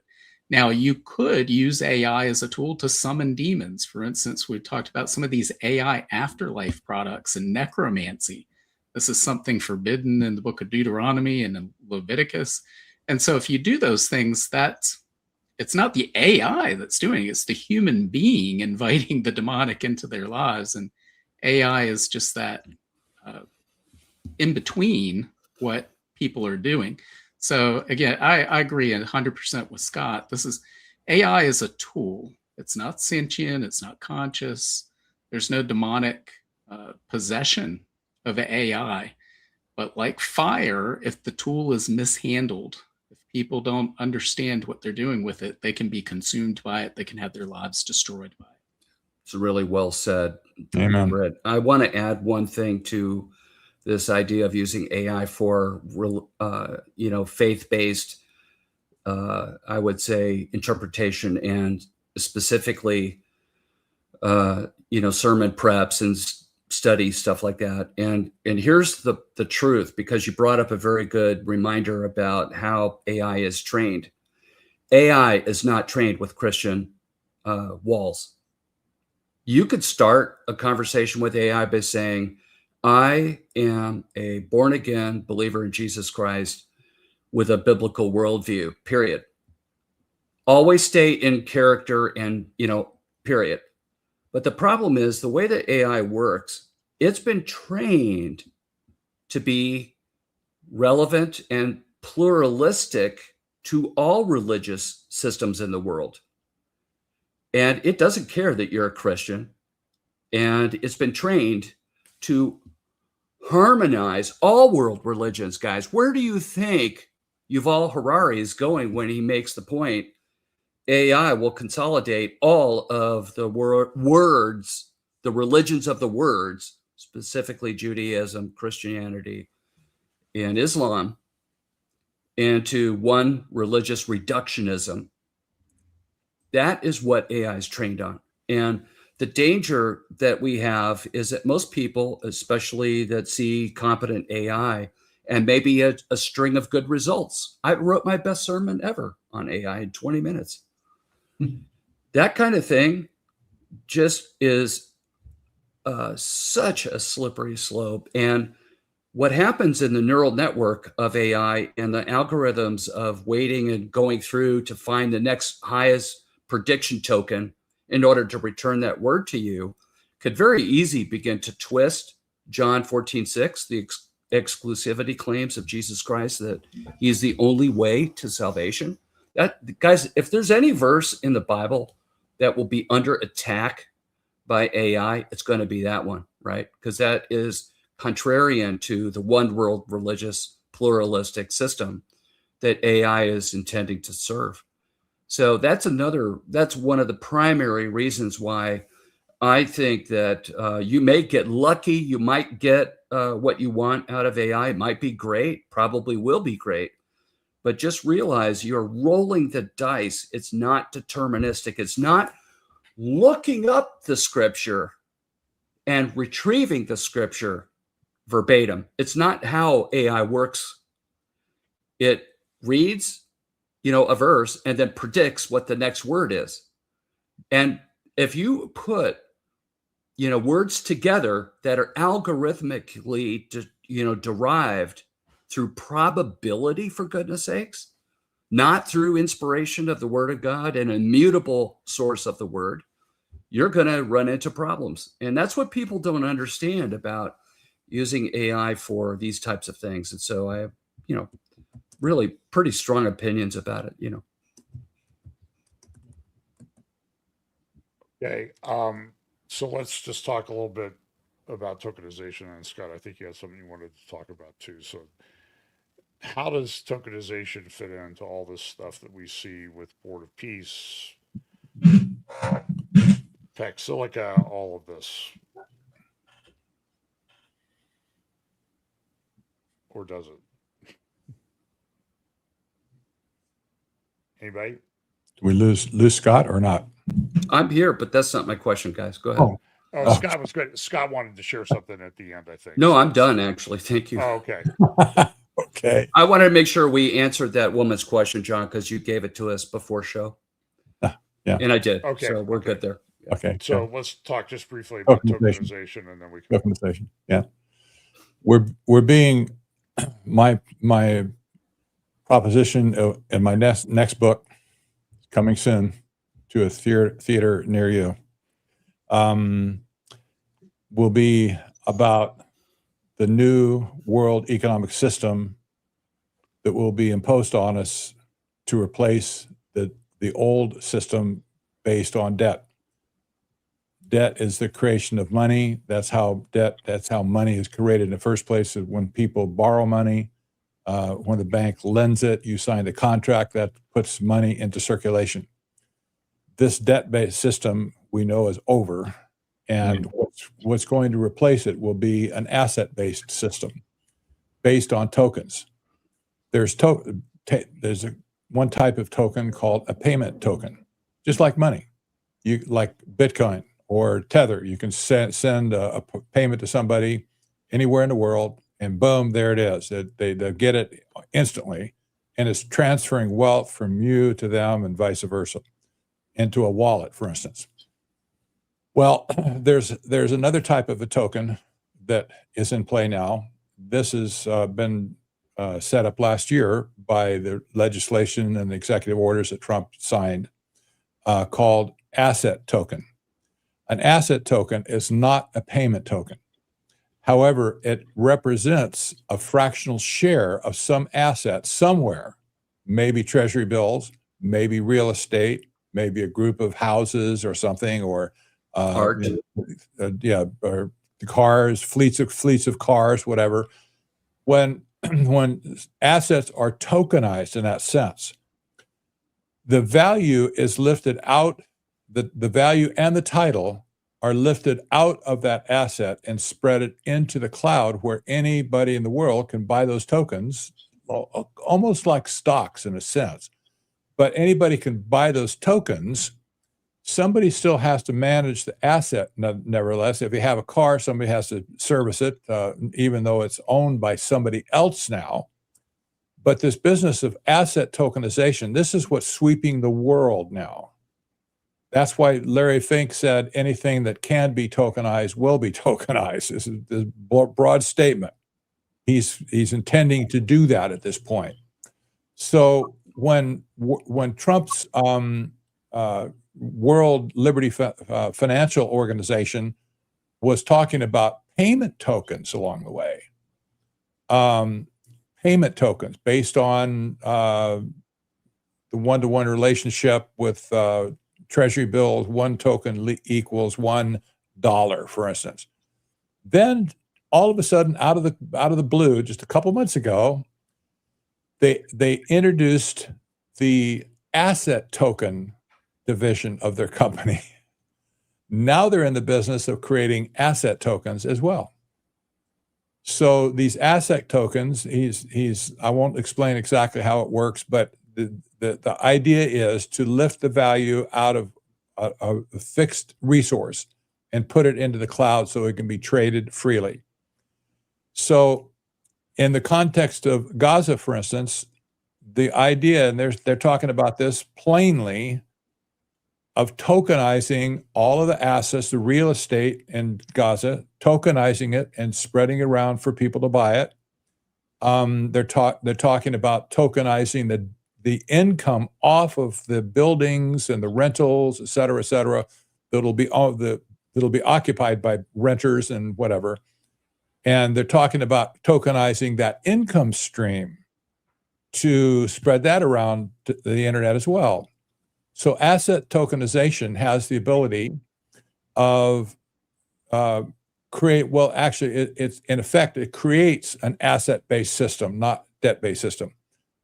The reason this is important, especially in the Mideast, is because Sharia finance is an asset-based system. They don't allow debt, period. It's forbidden in the Quran.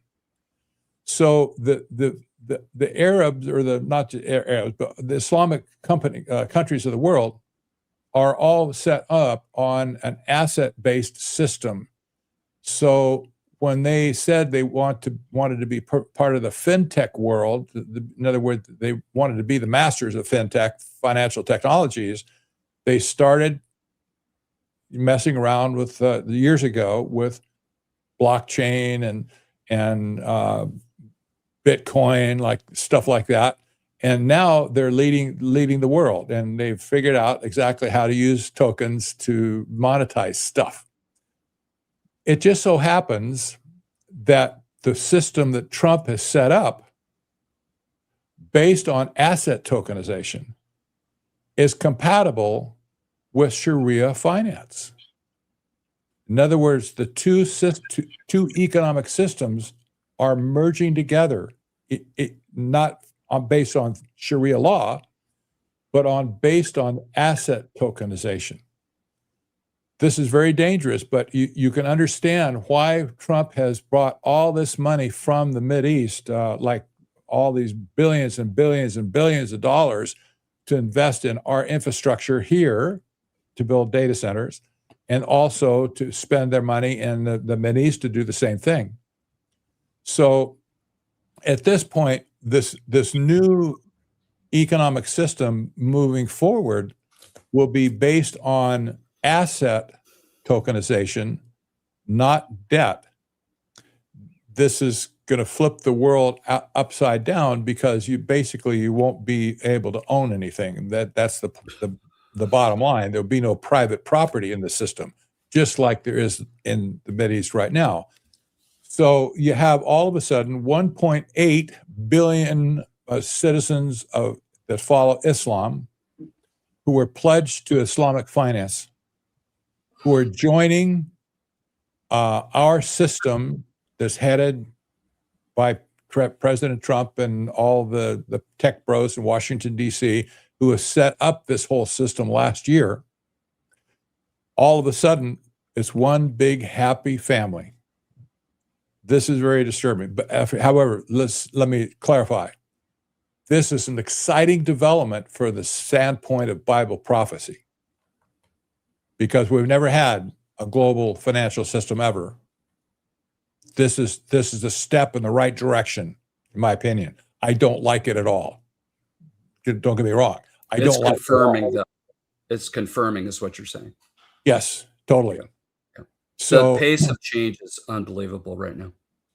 And the thing with the Islamic finance the Quran is very clear that Islam followers are supposed to honor Allah with their finances.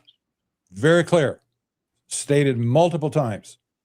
And they're supposed to practice what it says, financial jihad with their finances. So wherever Islamic finance goes, it takes with it the possibility of establishing a dominion and establishing converts to Islam. So this is a contagion now for Islam around the world. So having said that, that's the simple explanation why asset tokenization now. This is going to be a big thing this year, next year, probably by 2030, you'll see it all over the world. Yeah, this puts a serious amount of bite into the World Economic Forum's prediction, you will own nothing and be happy. Now you could do that with tokenization. Exactly right. That'll be it. Yeah. So it's the selling point that this provides some security, like the, I'm not sure if I'm describing it correctly, your property, your real estate. Titles, anything with a title. Asset. Is a link on the blockchain or whatever that can't be altered. That's right. That's right. Is that Have a certain key. Is that along the same lines where Trump? Can't remember when he said it, but he was talking about the national debt, and he goes, when you look at all of the assets that America controls, and you balance that against the debt, is that the same concept you're talking about? You're exactly right. You might remember that Howard Lutnick, before the inauguration and after, he said the same thing on national TV in 2 instances. He lusted over the property that resources that the government owns. There's 682 million acres of land. Holy mackerel. Imagine all the mineral resources and the gold and oil. The National Park System, Patrick, remember that? Pardon? The National Park System. Yeah, exactly. He wanted to tokenize that. Yeah. And he talked all of it. This is how he did it. I can't, I'm sure I can't speak for him, but it was like this, his hand like this. And he was talking about Elon Musk is going to join him in this project. And he said, looking to the sky, speaking to this reporter, the guy, the financial guru, he looked in the sky and said, oh, if we could just get our hands on this $5 trillion asset pool, why we could make 0.25%. That wouldn't be enough to pay off the national debt. Right. And I remember that. What are you talking about? You can't do that. But he said it openly. He talks and he didn't use the term tokenization, but that's the only term that fits. So it's in the open right now. This is their plan for all these resources that we have, is to get them tokenized and put them into circulation, and then figure out some way to get the rest of the assets in the country tokenized as well. That's you and me and everybody else. Create the problem and provide the solution, right? Yeah. Wow. I don't mean to scare anybody, by the way, but I'm just saying this is the way it is. I'm not making this up. You can look it up yourself and go to YouTube, get the video. You'll see what he said itself. Okay, so what does this mean for Christians? Well, we already know that we're going to be in for a rough ride. At this point, do we really care? I mean, why would we care that we might be inconvenienced for the sake of Christ in the world? I think that to be a losing proposition for Christian. We should expect there's going to be hard times, perhaps just for us personally. But God said, I will never leave you or forsake you. You have to trust that. That's true. I believe it is. You might not believe. Some of our listeners might not believe that, but I do. He'll never leave me or forsake me. I don't care what the instance is in my life. So we have a unique opportunity from now until whenever the cows come home or the four horsemen go forth to make an impact for Christ. This is our mission at this point.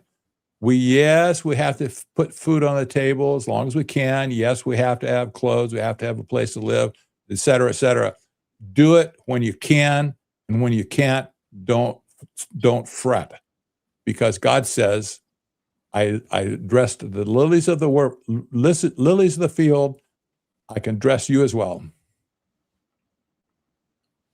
I think there'll be some pressure on the church to wake it up. I hope and pray that that's true. But Yes. I think the worst of it will come after the rapture, in my personal opinion. Well, absolutely so. The Christians, the people who are sitting on the fence right now, refusing to get saved, they're thumbing their nose at Christ. They know somebody's a Christian. They've been witnessing to them for all Scoffer, mockers, the whole 9 yards. The mockers, right? It'll be the last call, When they see you're gone and we're gone and whatever, they're going to have a real serious talk with Jesus. I'll tell you what. Yeah. And Well, they'll lose their head. But I guess I'm sort of hopeful about that, but also maybe we need to expand. I was thinking about this yesterday. Tom Hughes and I were texting back and forth. Maybe we need to expand this to. I've got a very good friend whose funeral's coming up this weekend, and we had to see him last year. He just had a massive stroke, and he's gone a few weeks later. And I'm thinking, like, do we really need eulogies at a funeral anymore? I mean, maybe we just thought of, the program ought to have the gospel and people ought to share the gospel at the funeral. Because, I mean, that's sort of like a mini removal event that's taken place. Here's a guy who was here, now he's gone. So maybe y'all could end up that way soon. You better get your act together. mm-hmm. Sort of share it, just expand, use every opportunity to share the gospel, I guess is what I'm trying to say.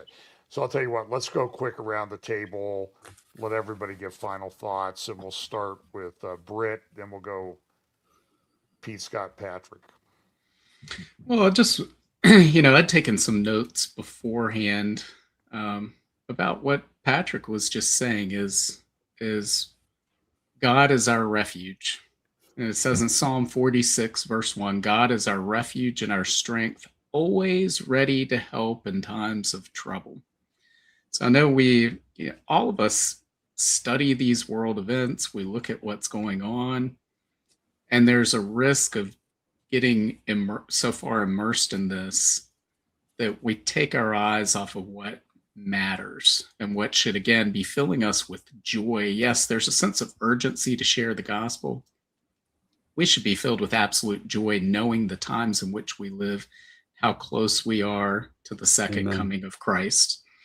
And in John 16, verse 33, Jesus says, I've told you all of this so that you may have peace in me. Here on earth, you will have many trials and sorrows, but take heart because I have overcome the world.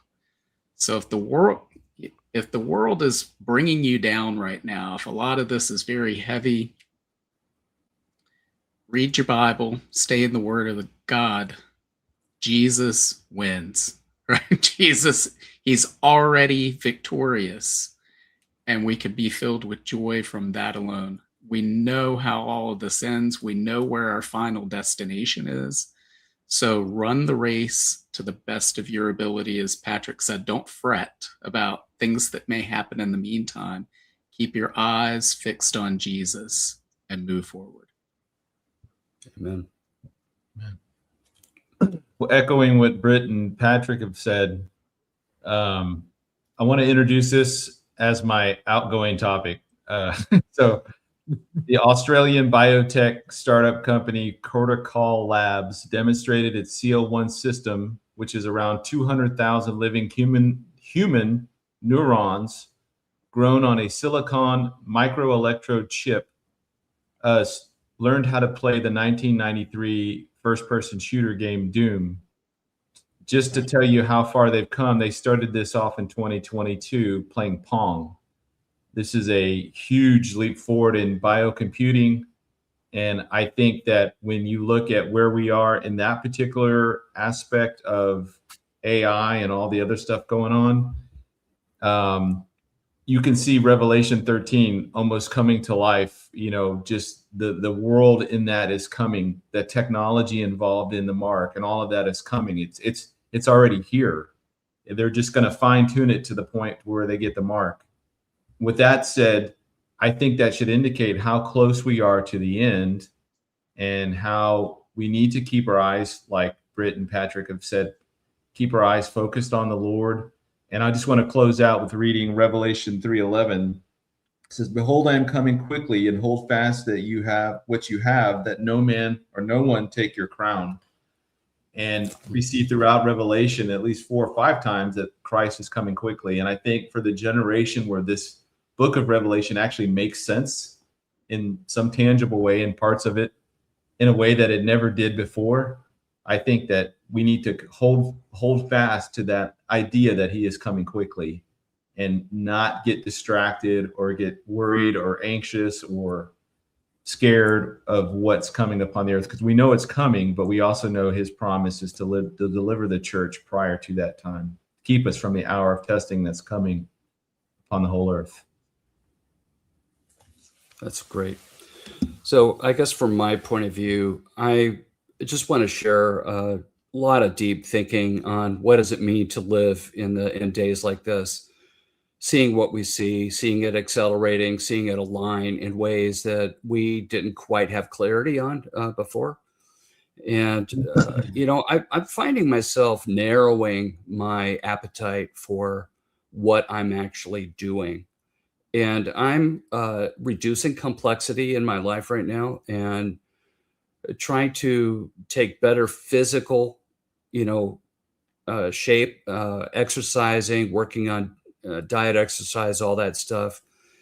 And also, of course, reading the word every day, which I do already, but being more contemplative about what I'm reading, not just the discipline of reading, but to take time in my day just to fellowship with God. And one thing that I made a massive, pivot on was when I have in my morning after doing scripture reading, after a couple shots of espresso, I would add, what I like to do is I like to ask the Lord to be in the planning of my day. Now, hold on, Scott. In the past Scott would push and drive, and I will go so far as to say in the flesh, just willpower and mission and all of that. Now I'm in a season where I'm trying to, realize, wait a minute, that's not the best thing to do at the end of my missional efforts here. It's better for me to actually invite the Lord into my planning and then do what he has told me to do. And the reason why this is so important to my wife and I is because I would push and push and often, I'm sorry to say, just work 7 days a week, 14-hour days on my projects. I had a very loving elderly woman in my Substack that said, Scott, you shouldn't do that. And after she checked me on that, which I praise God for, by the way, sis, you know who you are, in Cyprus, by the way. And the thing is, I am not doing that anymore. And now when I'm tired in the evening, I'm actually going to sleep. I'm not zombie watching YouTube anymore. And consequently, I'm stretching, getting 50% more sleep than I was just a month ago. And it's wonderful. And so I'm making this point to increase resiliency, strength, endurance, stamina, relax, mentally, so that I'm not my brain isn't getting scrambled with the news feed, and trying to prepare myself better for some of the things that we know are going to come. Because when it hits, if I'm at the max when it hits, that's a problem. So if I'm at 90% and I have margin to help our following here, the people that follow us, to provide thought leadership to them through my Substack, like the Kitchen Table series and other things, like all of us have Substack, posts like that. If I'm maxed out, I don't have the capacity to help others and to be lovingly encourage them. And so I'm really looking at it now. I think now is the time to have this action plan. I'm making these changes. I've been dinking around with this. These have been locked doors that I've held privately shut from the Holy Spirit's inspection. I'm going to let go and do what I know the Lord is prompting me to do in every aspect of my life, to increase obedience and to enhance maturity right at the right trajectory of our exit.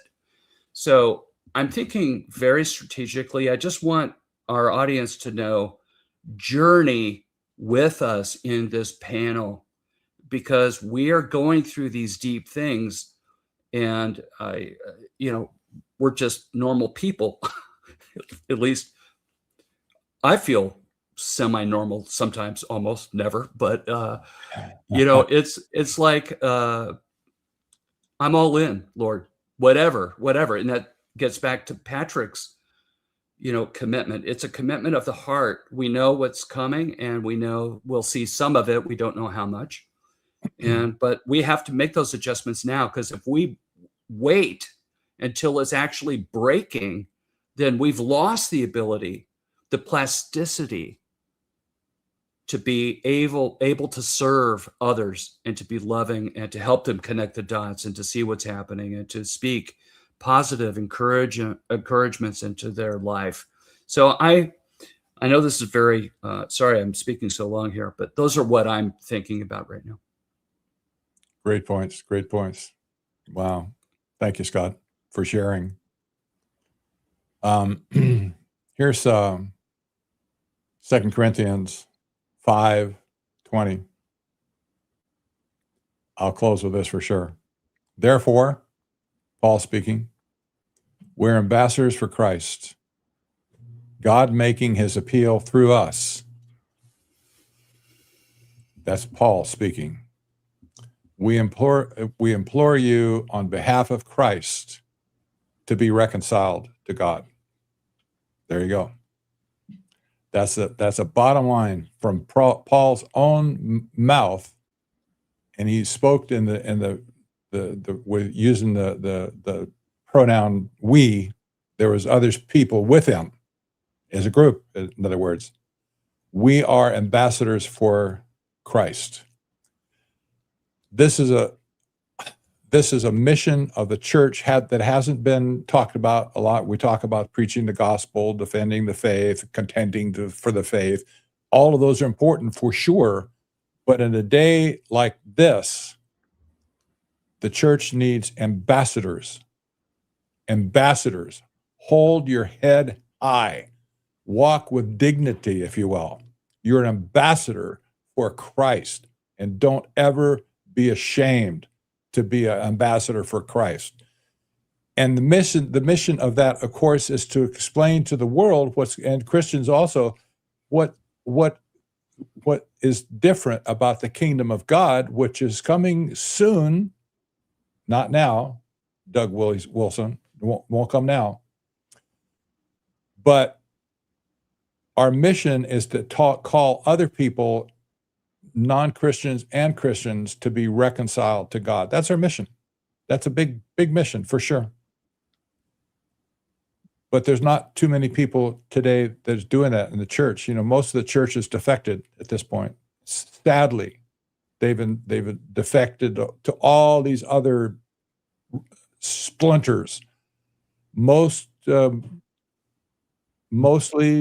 the Reconstruction crowd and the other people that talk about rebuilding the world for Christ so they can come back again and all that nonsense. This is this is siphoning off active Christians who could be otherwise ambassadors for Christ. If you're not in that position, you're listening to this video right now, and you get what I'm saying, if you want to be an ambassador for Christ, there's nothing at all preventing you from doing that. Christ endorses that immediately, right now. If you want to be ambassador for him, you're appointed. You're already appointed. Go for it. Paul would agree. And your message as you go forth is be reconciled to God. That's the only safe place in the universe right now for you, my friend. And it's for anybody you meet in the future. Be reconciled to God. That's the only safe harbor that there is in going future. So thank you, guys. That's great. Great stuff. Okay, great. Thanks. I'll just share with you, a verse I've always liked. Therefore, my beloved brethren, be steadfast, immovable, always abounding in the work of the Lord, knowing that your labor is not in vain in the Lord. We need to keep that in mind. Appreciate everybody listening. Click like if you want, share, subscribe, whatever. We'll be doing another one of these in a few weeks, and Prophecy Conference at Calvary Chapel Harvest Life in Las Vegas. Pete and I will be there along with Tom Hughes, Kurt Reed, and Billy Crone.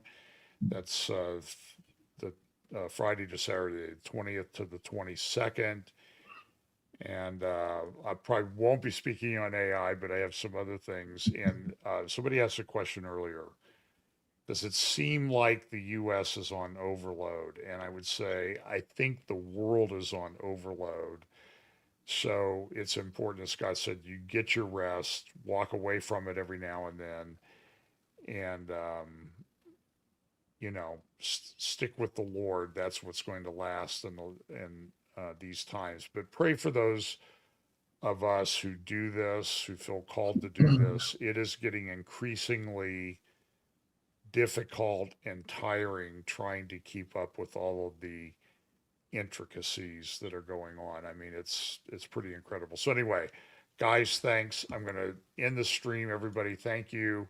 And guys, I'll say goodbye on the other side. Thank you all for watching.